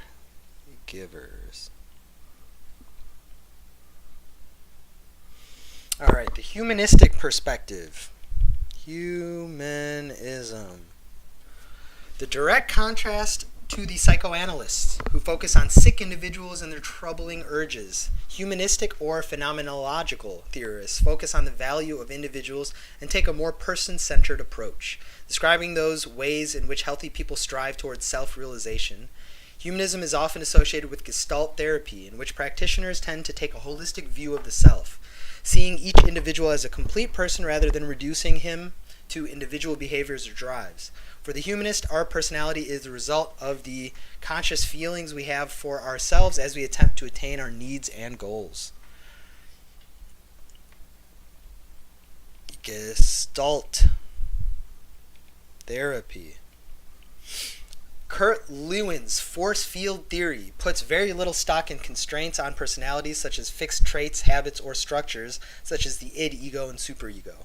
Further, Lewin focused little on an individual's past or future, focusing instead on situations in the present. Lewin defined the field as one's current state of mind, which was simply the sum of the forces influences on the individual at that time. If the focus of humanistic psychology is exploring how an individual reaches self-realization, then these forces can be divided into two large groups: those assisting in our attainment of goals and those blocking the path to them. So let's write down Kurt Lewin.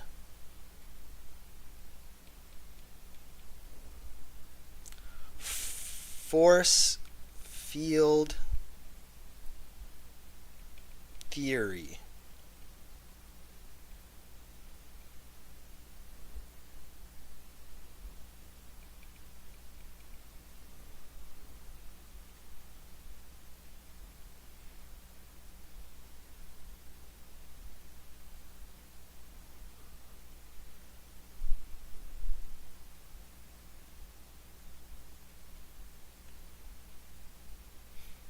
And there are assisting,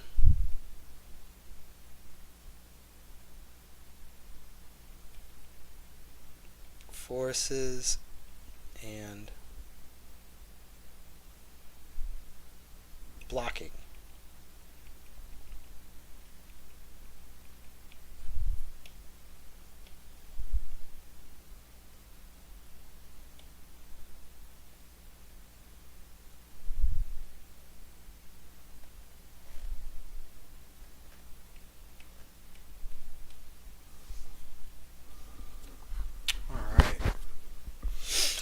Abraham Maslow, whose hierarchy of needs is discussed in Chapter 5, was a humanist who studied the lives of individuals such as Ludwig van Beethoven, Albert Einstein, and Eleanor Roosevelt, who he felt were self-actualizers and had lived rich and productive lives.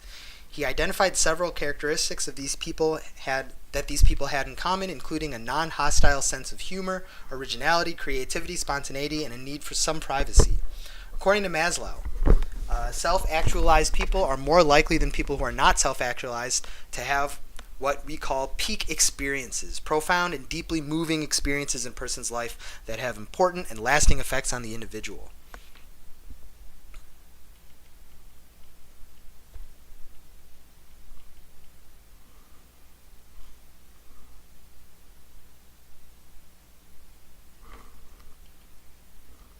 Peak experiences. George Kelly used himself as a model to theorize about human nature and set aside the traditional concepts of motivation, unconscious emotion, and reinforcement in his descriptions of personal construct psychology. Kelly thought, let's write this down real quick. George Kelly, personal construct psychology. Kelly thought of the individual as a scientist, a person who devises and tests prediction about the behavior of significant people in his or her life. The individual constructs a scheme of anticipation of what others will do based on his or her knowledge, perception, and relationships with these other people.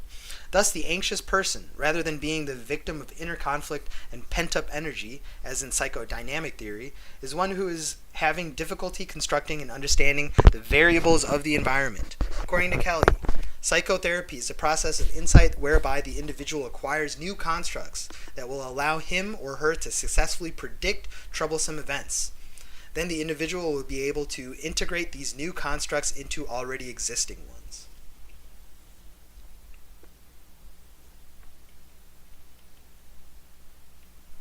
Carl Rogers is most known for his psychotherapy technique known as client-centered, person-centered, or non-directive therapy.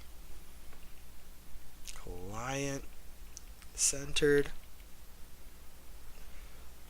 person-centered, and non-directive. Rogers believed that people have the freedom to control their own behavior and are neither slaves to the unconscious, as the psychoanalyst would suggest, nor subjects of faulty learning, as the behaviorist would say. Rather than providing solutions or diagnoses, the person-centered therapist helps the client reflect on problems, make choices, generate solutions, take positive action, and determine his or her own destiny. Rogers was the originator of the concept of the real and ideal self discussed earlier in the chapter, and his therapeutic techniques aim to help clients reconcile the differences between various selves and reduce stress-inducing incongruence. Rogers also pioneered the concept of unconditional positive reward, a therapeutic technique by which a therapist accepts the client completely and expresses empathy in order to promote a positive therapeutic environment. Whoops.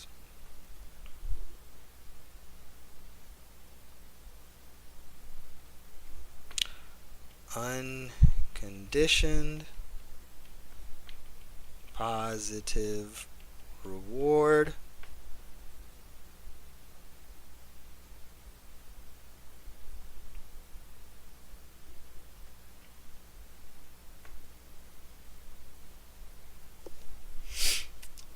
so I like their comparison of the psychoanalytic, behaviorist, and humanist. The psychoanalytic is kind of that we're slaves to the unconscious. Behaviorists we're subject to faulty learning.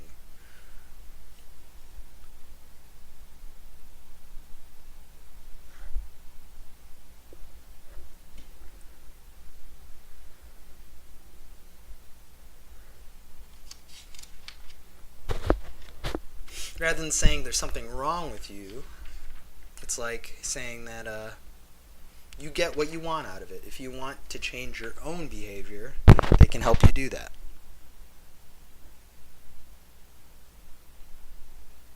Client-centered. So I'm going to summarize.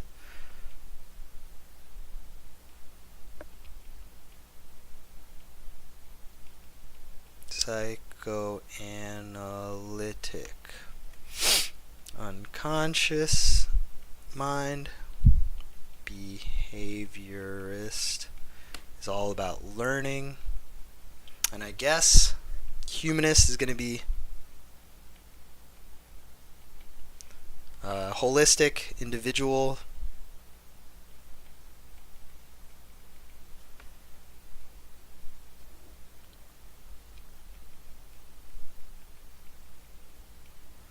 Alright, the type and trait perspective. The type and trait theorists were also born out of dissatisfaction with psychoanalysis. Type theorists attempt to create a taxonomy of personality types, while trait theorists prefer to describe individual personality as the sum of a person's characteristic behaviors. For our purpose, we will consider them together.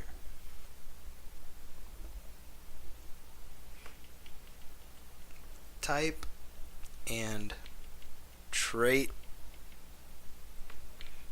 theorists.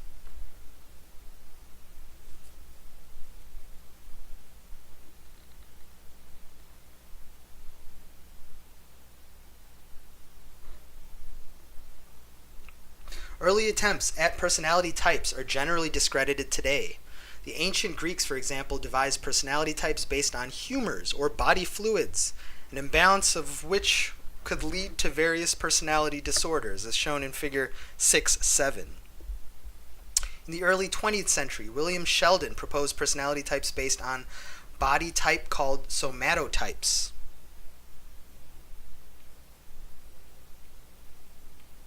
William Sheldon,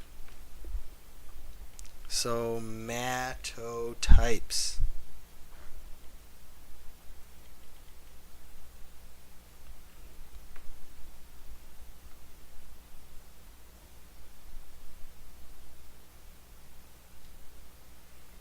Sheldon presumed that all short, stocky people were jolly, all tall people were high-strung and aloof, and people in between were strong and well-adjusted. One well-known type theory divides personality into types A and B. Individuals with type A personalities are characterized by behavior that tends to be competitive and compulsive, while someone described as type B is generally laid back and relaxed. Not surprisingly, people with type A personalities are more prone to heart disease than those with type B personalities, although there is not much evidence to suggest that people with type A personalities have a higher mortality rate. The Myers-Briggs type inventory described earlier also stands as a well-known example of a type theory. Trait theorists instead use clusters of behaviors to describe individuals. Hans and Sybil Sybil Asenk used factor analysis to group behaviors that typically occur together and assign labels to those groups. For example, people who are more reserved and less outspoken in groups also tend to enjoy solitary activities and avoid overstimulation. These behaviors fall under the label of introversion. The Asenks described 3 traits in the PEN model: psychoticism as a measure of nonconformity or social deviance, extroversion as a measure of tolerance for social interaction and stimulation, and finally neuroticism as a measure of emotional arousal in stressful situations. The Asenks reasoned that people could be distinguished from one another based on where they fell in each of these three dimensions. More recently, the PEN theory has been expanded to what is known as the Big Five, which, as the name would suggest, uses dimensions of 5 traits: openness, conscientiousness, extroversion, agreeableness, and neuroticism.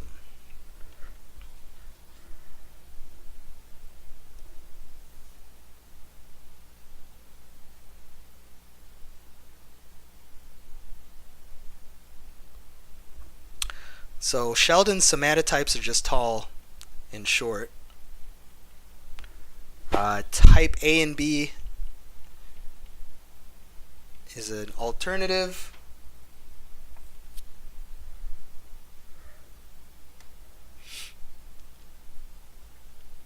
Myers-Briggs type.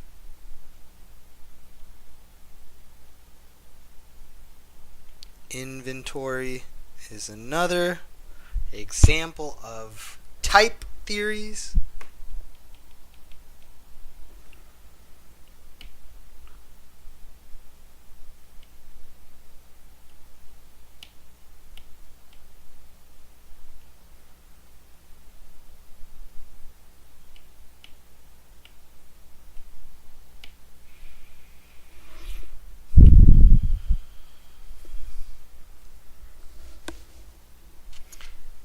Trait theorists include Hans and Sybil Eysenck,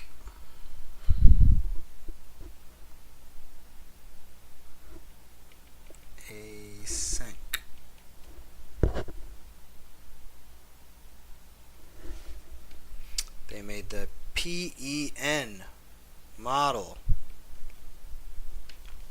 which includes psychoticism, extroversion,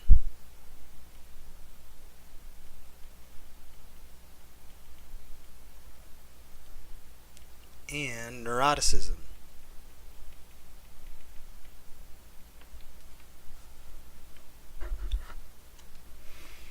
Now it's been expanded to include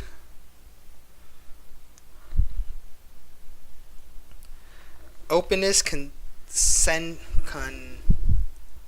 conscientiousness, extroversion, agreeableness, and neuroticism. So extroversion and neuroticism are still in there. Psychoticism has been replaced by openness, conscientiousness, and agreeableness.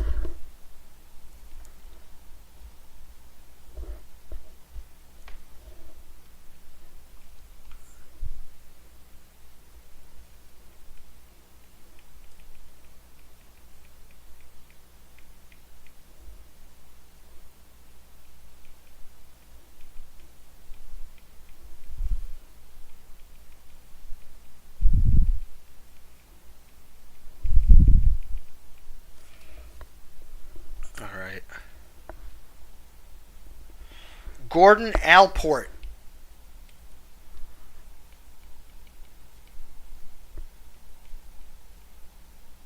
Allport.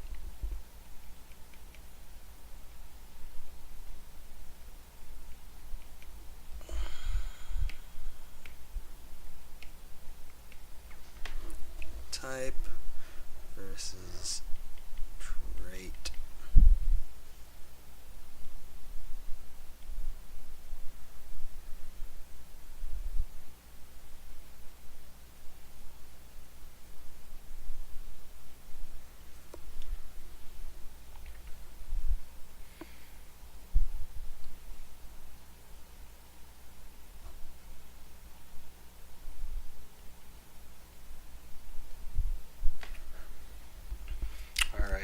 Gordon Allport, primarily a trait theorist, lists 3 basic types of traits or dispositions: cardinal, central, and secondary.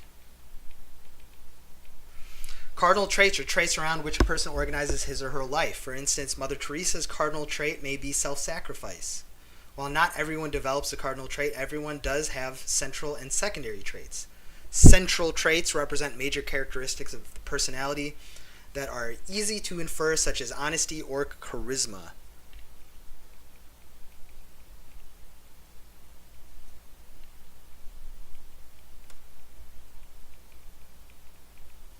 Secondary traits are other personal characteristics that are more limited in occurrence, aspects of one's personality that only appear in close groups or specific social situations. A major part of Allport's theory is the concept of functional autonomy, in which a behavior continues despite satisfaction of the drive that originally created the behavior. A hunter, for example, may have originally hunted to obtain food to eat. However, the hunter may continue even after there is enough food simply for the enjoyment of the hunt.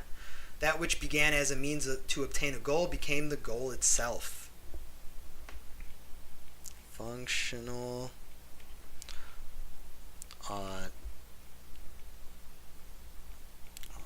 autonomy. David McClelland identified a personality trait that is referred to as the need for achievement. People who are rated high in the need for achievement tend to be concerned with achievement and have pride in their accomplishments. These individuals avoid high risk to avoid failing, and low risk because the easy tasks will not generate a sense of achievement. Additionally, they set realistic goals and stop striving toward a goal if success is unlikely. David McClelland. Need for achievement. Other theories of personality. Of course, entire textbooks can be, and in fact are, devoted to personality theorists and their ideas. The MCAT tests only the key ideas of each theory or the concepts that overlap heavily with other topics in this text. The behaviorist perspective, championed by B.F. Skinner, is based heavily on the concept of operant conditioning, discussed in Chapter 3. Skinner reasoned that personality is simply a reflection of behaviors that have been reinforced over time.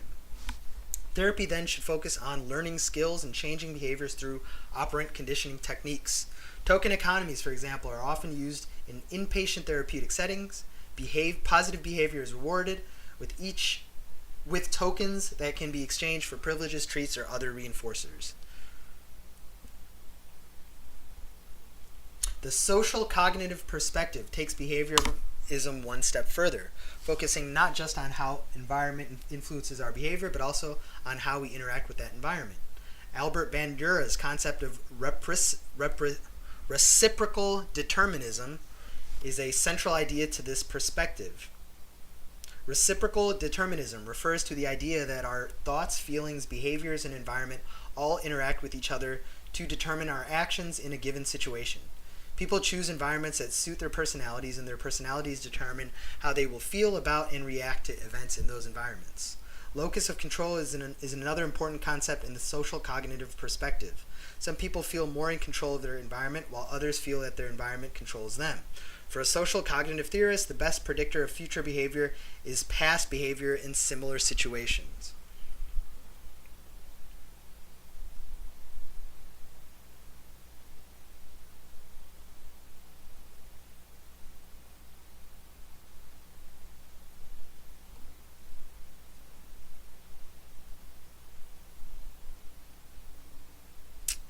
Albert Bandura, Bobo doll,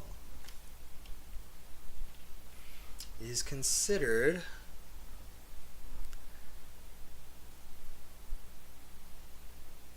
social cognitive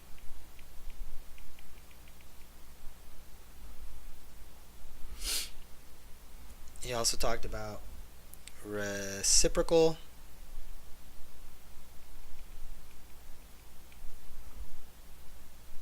determinism.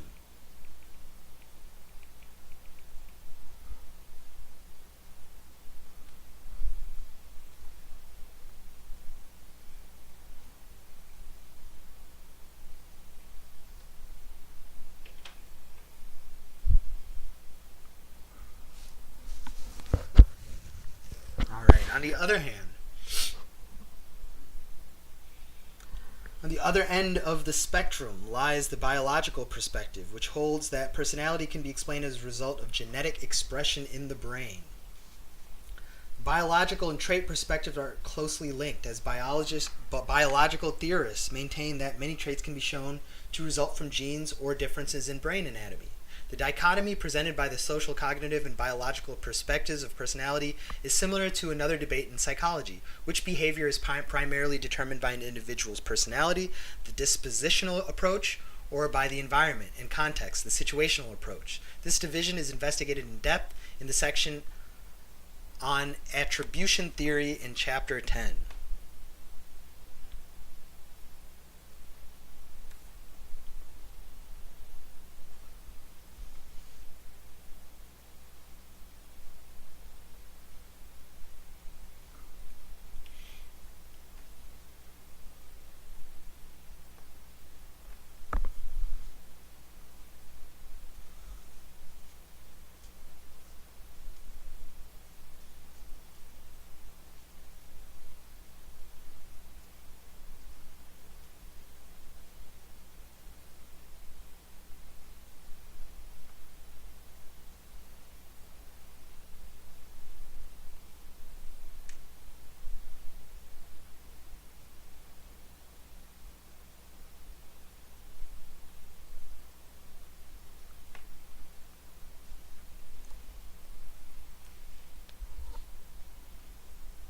So they put social cognitive and biological perspectives on a continuum.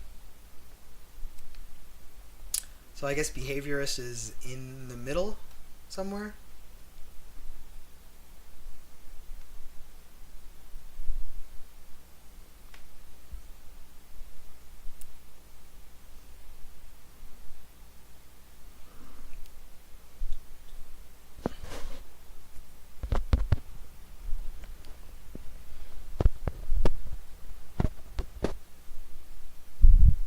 So we put biological over here, behaviorist, and social cognitive. And the point is that we have dispositional approaches over here and situational approaches over here.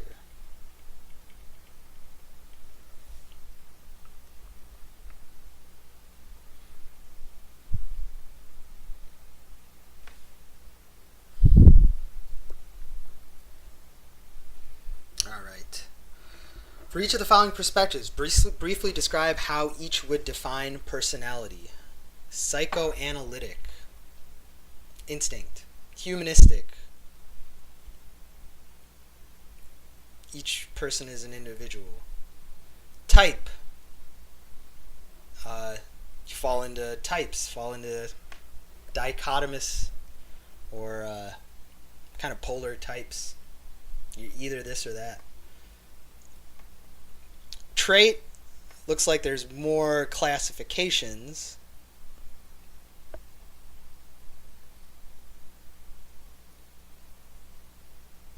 But it's still classifications, classifying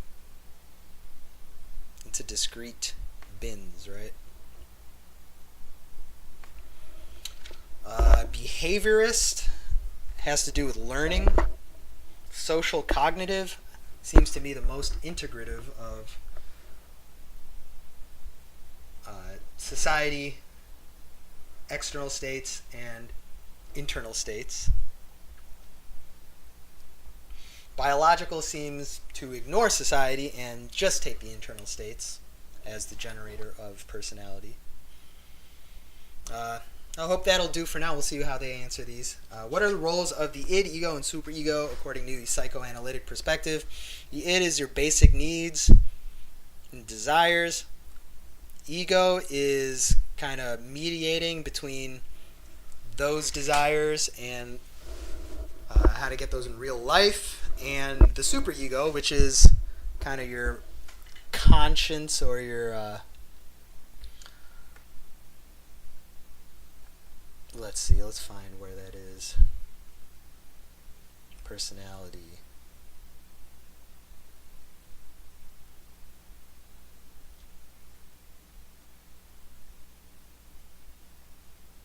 It's a conscience and ego ideal. So it might not exactly be realistic. So your ego is what's kind of mediating between the id and the superego and making them real.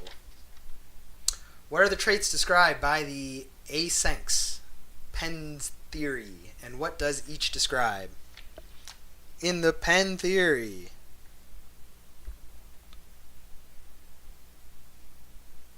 P refers to psychoticism, E refers to extroversion, and N refers to neuroticism.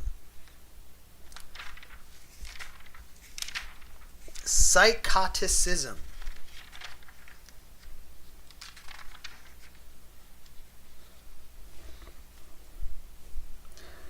has to do with conformity and social deviation. Extroversion has to do with tolerance of other people.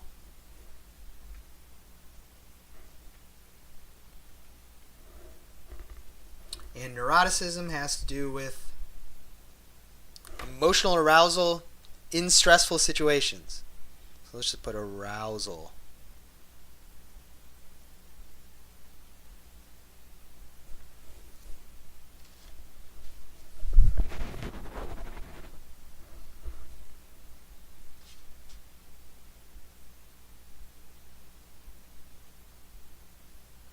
arousal to stress. Social affinity, should I say? Alright. What are the big 5 personality traits? Those are openness, conscientiousness, agreeableness, extroversion, and neuroticism. Let's see how they answered. 6.31. Psychoanalytic personality is the result of unconscious urges and desires. Alright. Human, so not quite instinct, but unconscious urges. Humanistic approach, personality comes from conscious feelings about oneself resulting from healthy striving for self-realization. Type, personalities are sets of distinct qualities and dispositions into which people can be grouped. Trait personality, or the trait theorists, personalities are assembled from having different degrees of certain qualities and dispositions. The behaviorist perspective, personality is the result of behavioral responses to stimuli based on prior rewards and punishment, operant conditioning. Social cognitive, personality comes from the interaction between an individual and his or her environment. And the biological personality is based on genetic influences in brain anatomy. There you have it. Number 2, the id is the sum of our basic urges to reproduce and survive, while the superego is our sense of perfectionism and idealism. The ego mediates the anxieties caused by the actions of the id and the superego by using defense mechanisms. 3, psychoticism is nonconformity or social deviance. Extroversion is tolerance for social interaction and stimulation. And neuroticism is emotional arousal in stressful situations. 4, the big 5 personality traits are openness, conscientiousness, extroversion, agreeableness, and neuroticism. Great. Practice questions after a quick bathroom break.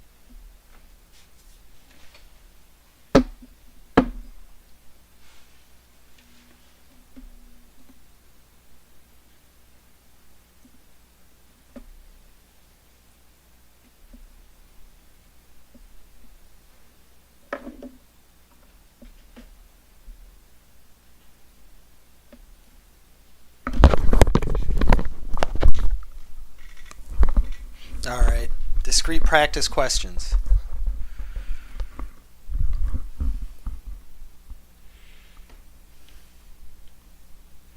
Number 1.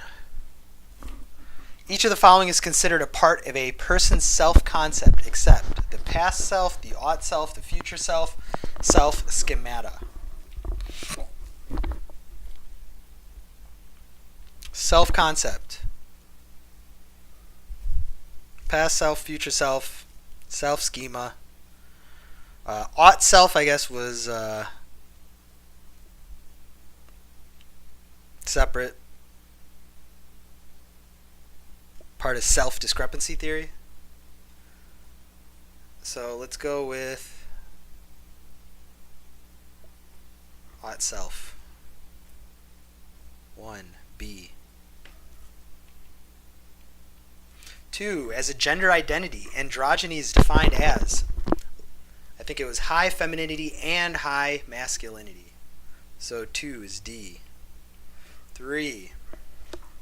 A high school student struggles consistently with math and feels that no matter how hard he studies, he just doesn't get it.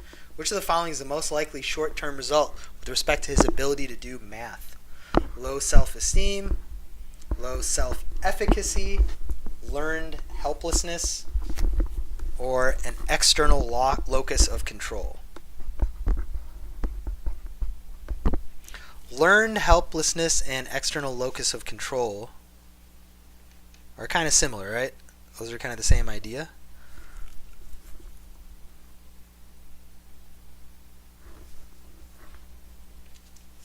I think learned helplessness was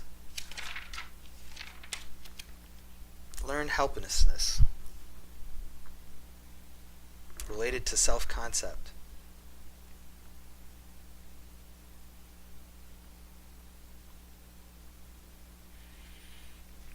Self-evaluation.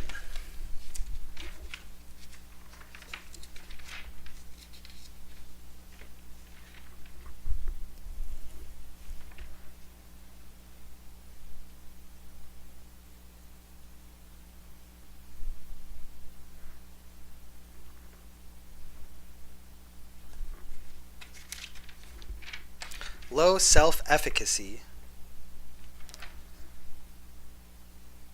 Self-esteem.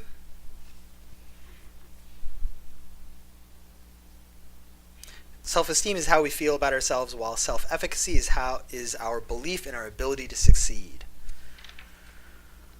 So while this guy thinks that he's not good at math, that might not affect his self-esteem, but he is giving himself a low self-efficacy. He thinks he's not good at math. Learned helplessness, external locus of control. Maybe those could be two explanations for his self-efficacy, his low self-efficacy, but in general it's a low self-efficacy is the problem.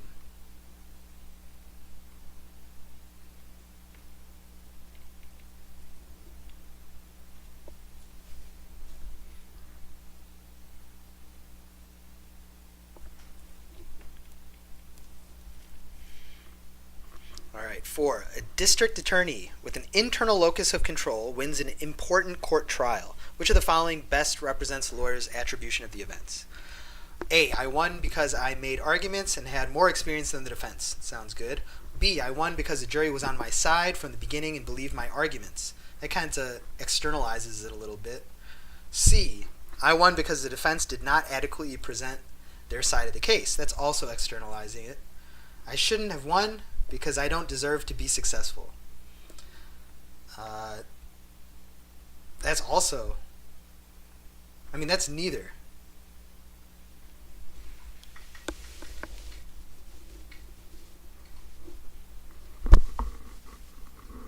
That's just more of a, what do you call it? Imposter syndrome. A sounds the most like a person's internal locus of control after they win. I won because I made great arguments and I had more experience. Great. 4 will be A. 5, a person keeps his desk extremely tidy and becomes very nervous when things are disorganized or out of place. In which of the following stages would a psychodynamic therapist say the man had become fixated? That sounds like the anal stage.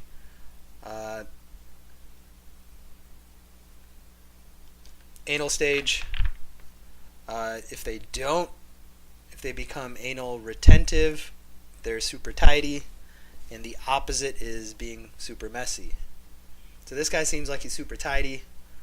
That's the anal stage either way. I wrote down the stages, but I didn't actually write down their characteristics. If we look back at the anal stage, we'll see. Toilet training occurs during the stage. Fixation during the stage would lead to either excessive orderliness or sloppiness in the adult. There you go. 5B. 6. According to Erickson's stages of psychosocial development, which of the following would be the most important for a recent college graduate to accomplish?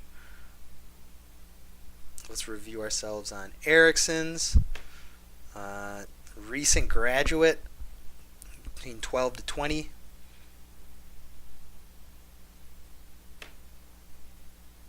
Oh, recent college graduate, so after 20. This is 20 to 40.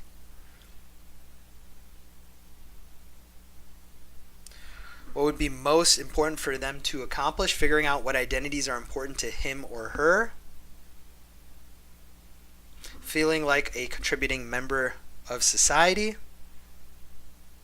Forming an intimate relationship with a significant other, or finding a feeling of accomplishment in his or her life.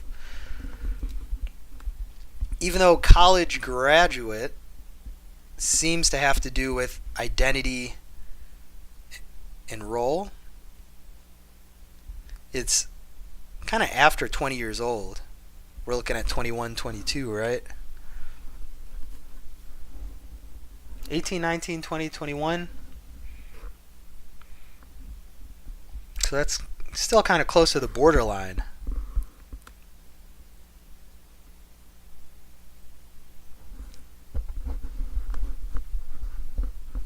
Figuring out what identities are most important.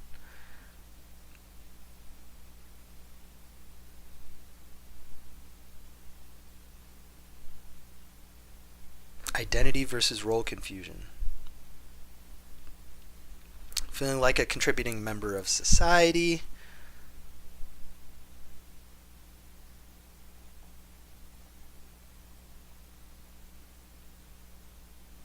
Generativity versus stagnation is the contributing to society part. So that's ahead of him. Forming an intimate relationship with a significant other. 20 to 40 years old. That is what he's going to be doing immediately next. But that's not going to be done by the time you're 40. Finding a feeling of accomplishment in his or her life. Accomplishment, that's like also later in life.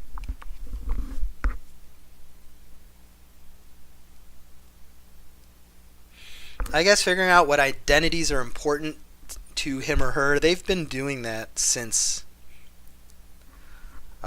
adolescence. So let's go to the next one. Intimacy versus isolation. Finding an intimate relationship is the next thing that this guy's going to do.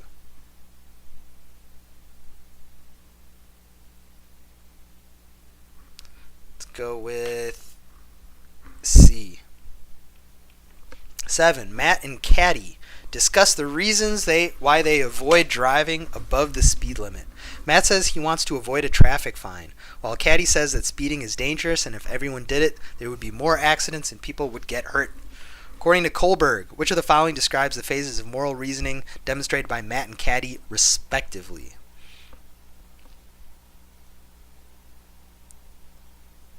Kohlberg. Matt wants to avoid the fine, so he's kind of in the pre-conventional morality. He doesn't think that he could get away with it, and that's why he doesn't want to do it. So pre-conventional for the first, and then Caddy said speeding is dangerous, and if everyone did it, there would be accidents and people would get hurt. That's the conventional morality. That's conformity in law and order. So I'm going to go with pre-conventional and conventional.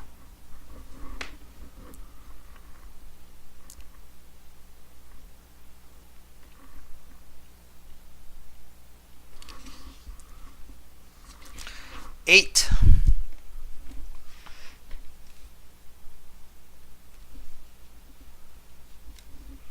A child finds that she cannot make an origami swan by herself, but is able to do so when observing and being assisted by an adult. This scenario is described in the ideas of which of the following theorists?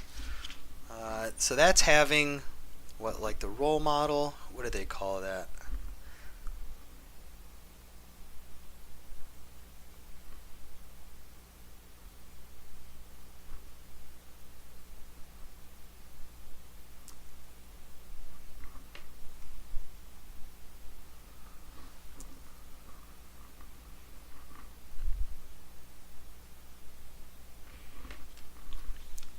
So that was that Vygotsky, zone of proximal development.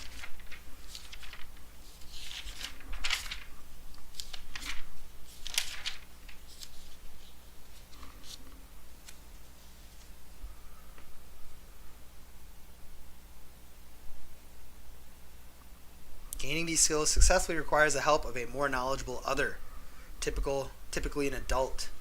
So that's the concept of the zone of proximal development by Vygotsky. So let's go with Lev Vygotsky. D. 9. Which of the following is a conclusion that can be made from research in role-taking and observational learning?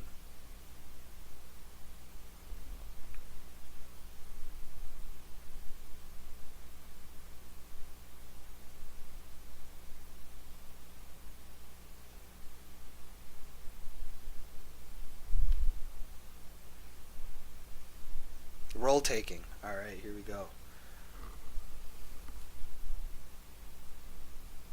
Young children will only model actions performed by their parents. Celebrities and athletes are an adolescent's most important role models. Children who role-take identities that are not gender typical are more likely to take on those roles later in life. Or a female child is more likely to model the behavior of another female than a male. That they only perform actions by their parents. I mean, they also follow their peers, teachers. Celebrities and athletes in an adolescence, I think peers, other adolescents would probably be the most important.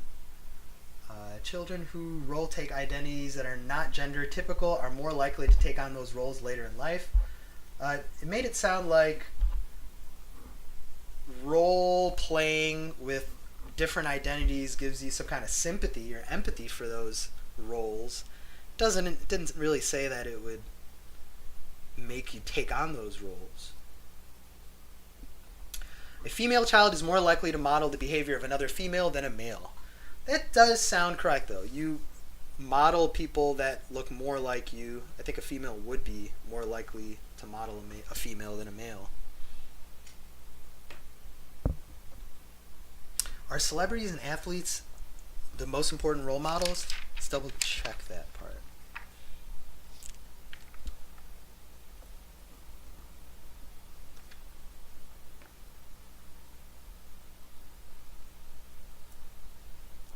So where are we? We are in the Bandura area. Influence of others.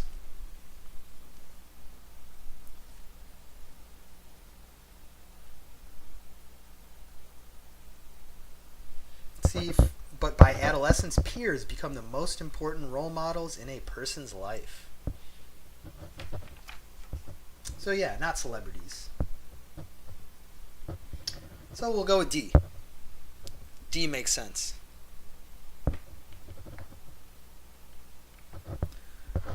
10. A man feels extremely guilty after having an extramarital affair. According to the Psychodynamic Perspective, which of the following is responsible for this anxiety? The id, the ego, the superego, the libido. For the anxiety,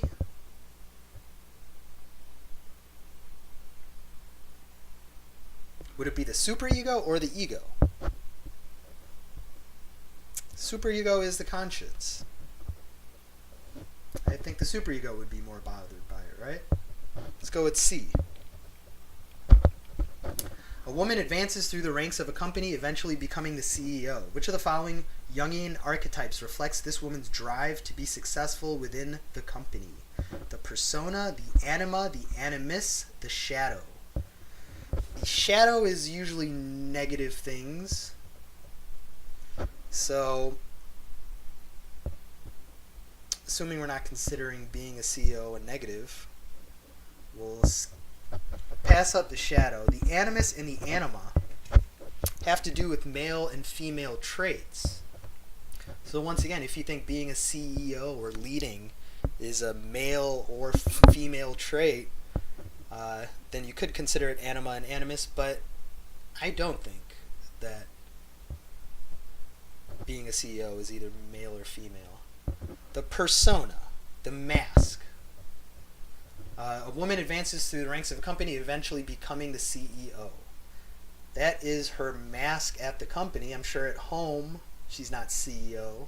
She's something else.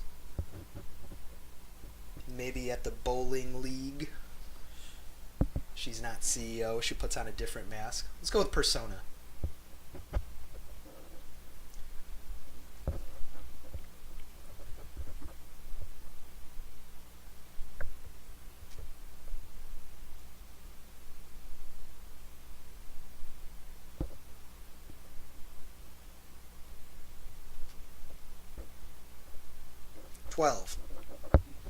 Researchers discovered that polymorphism in DRD2 gene can be associated with thrill-seeking behavior, and that individuals with certain forms of the gene are more likely to become extreme athletes and have more dangerous hobbies. Which of the following theories is supported by this discovery? This is really biological, right? Social cognitive perspective, the behavioral perspective. It's not learning. It's the biological perspective only. I think it's 3 only. Let's go with B. 13. An EMT sees himself as a bit of a rebel, but is highly sociable and is able to keep calm in an emergency. This person would likely score in the lower range of which of the following traits?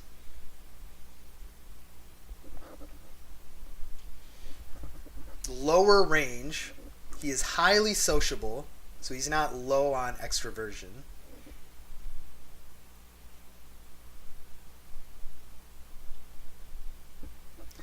Able to keep calm in an emergency. So, arousal due to stress.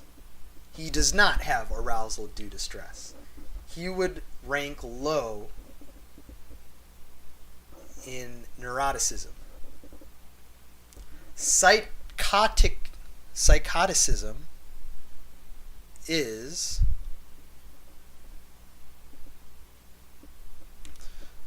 where did this go? Personalities.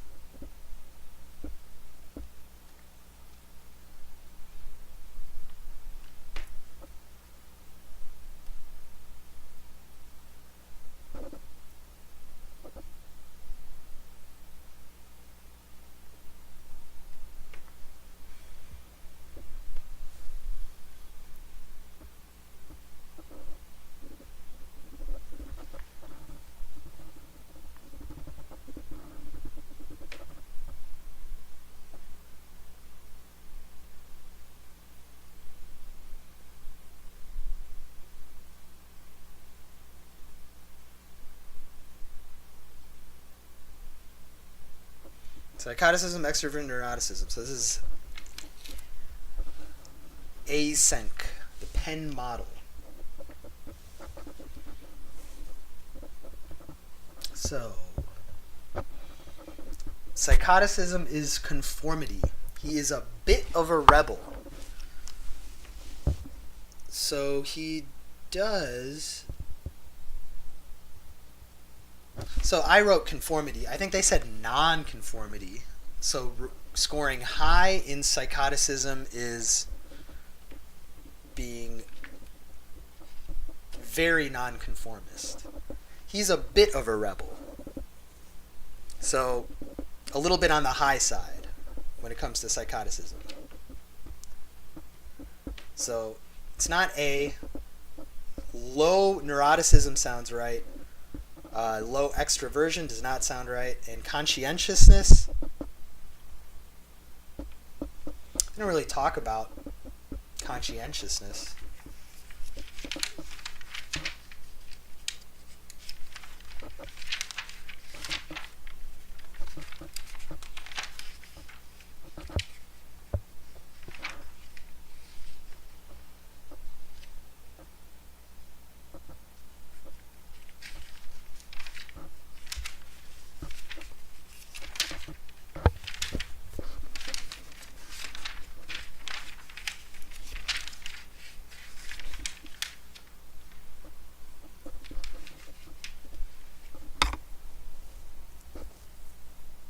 Yeah, I don't really talk about conscientiousness.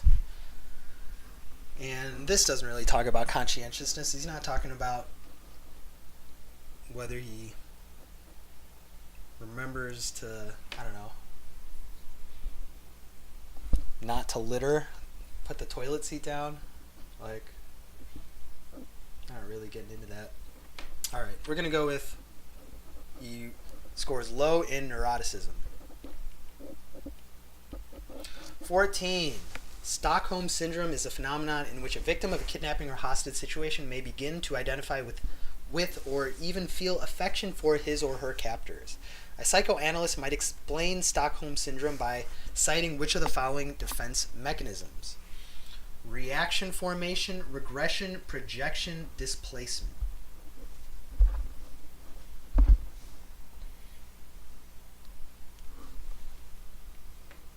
So, displacement, the example they gave was frustration at work, and then you come home and yell at your spouse.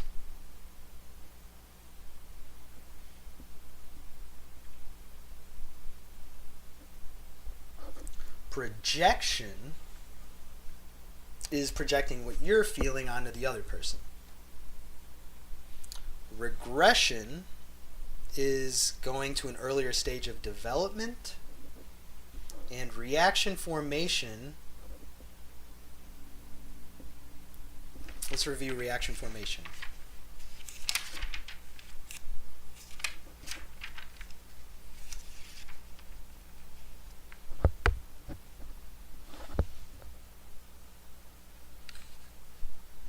Is maybe reverse psychology a little bit. For example, a man pinning after a female expresses hatred for the celebrity as a way of reducing the stress caused by his unrequited feelings. That kind of sounds like what's going on here. To ease the stress of the situation, they're kind of confabulating that maybe the person isn't so bad.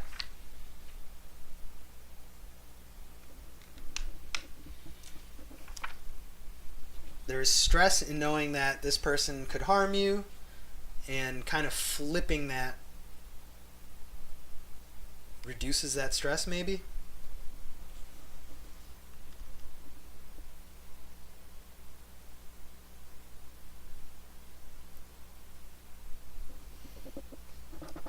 Projection.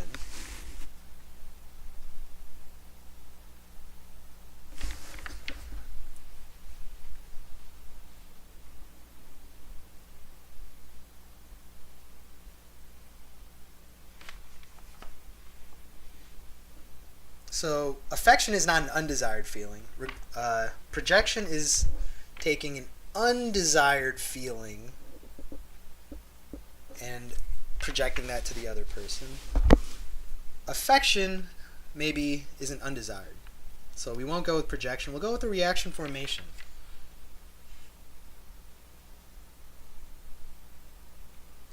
When an individual suppress urges by unconsciously converting them into their exact opposite.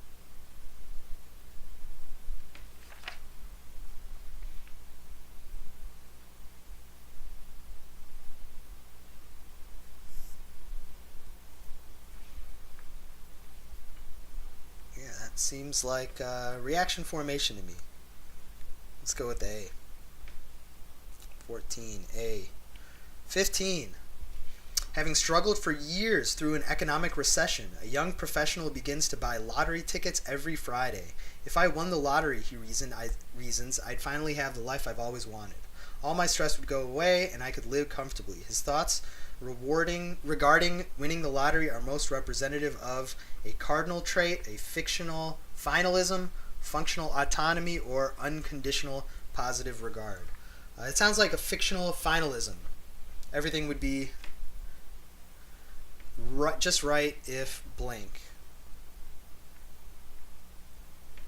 Let's go with B. Should we review our fictional finalism? This was under Alfred Adler. Alfred Adler. I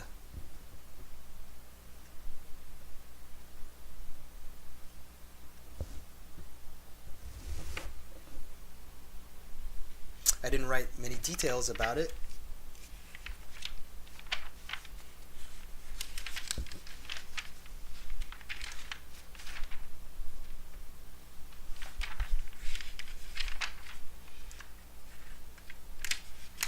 Was Adler the humanist?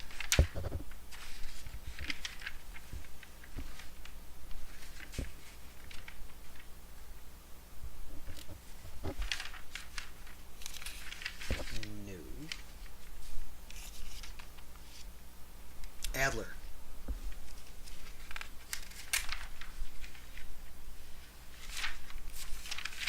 One of the behaviorists, I guess?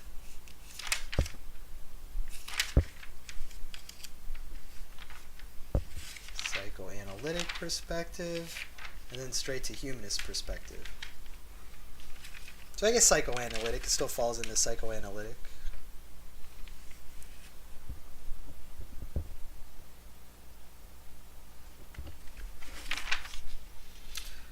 Fictional finalism is the notion that an individual is motivated more by his expectations of the future than by past experiences.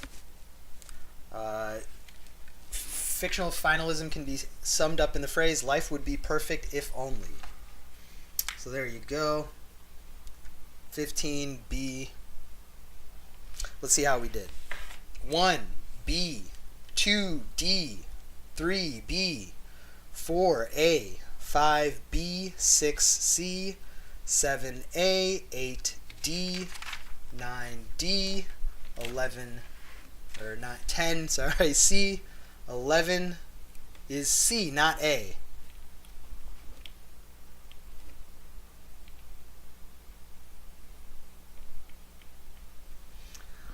Jung saw the drive for power and success as typical male traits. So Jung would say, this woman is exercising her inner man. The animus is the archetype that most closely reflects this quality.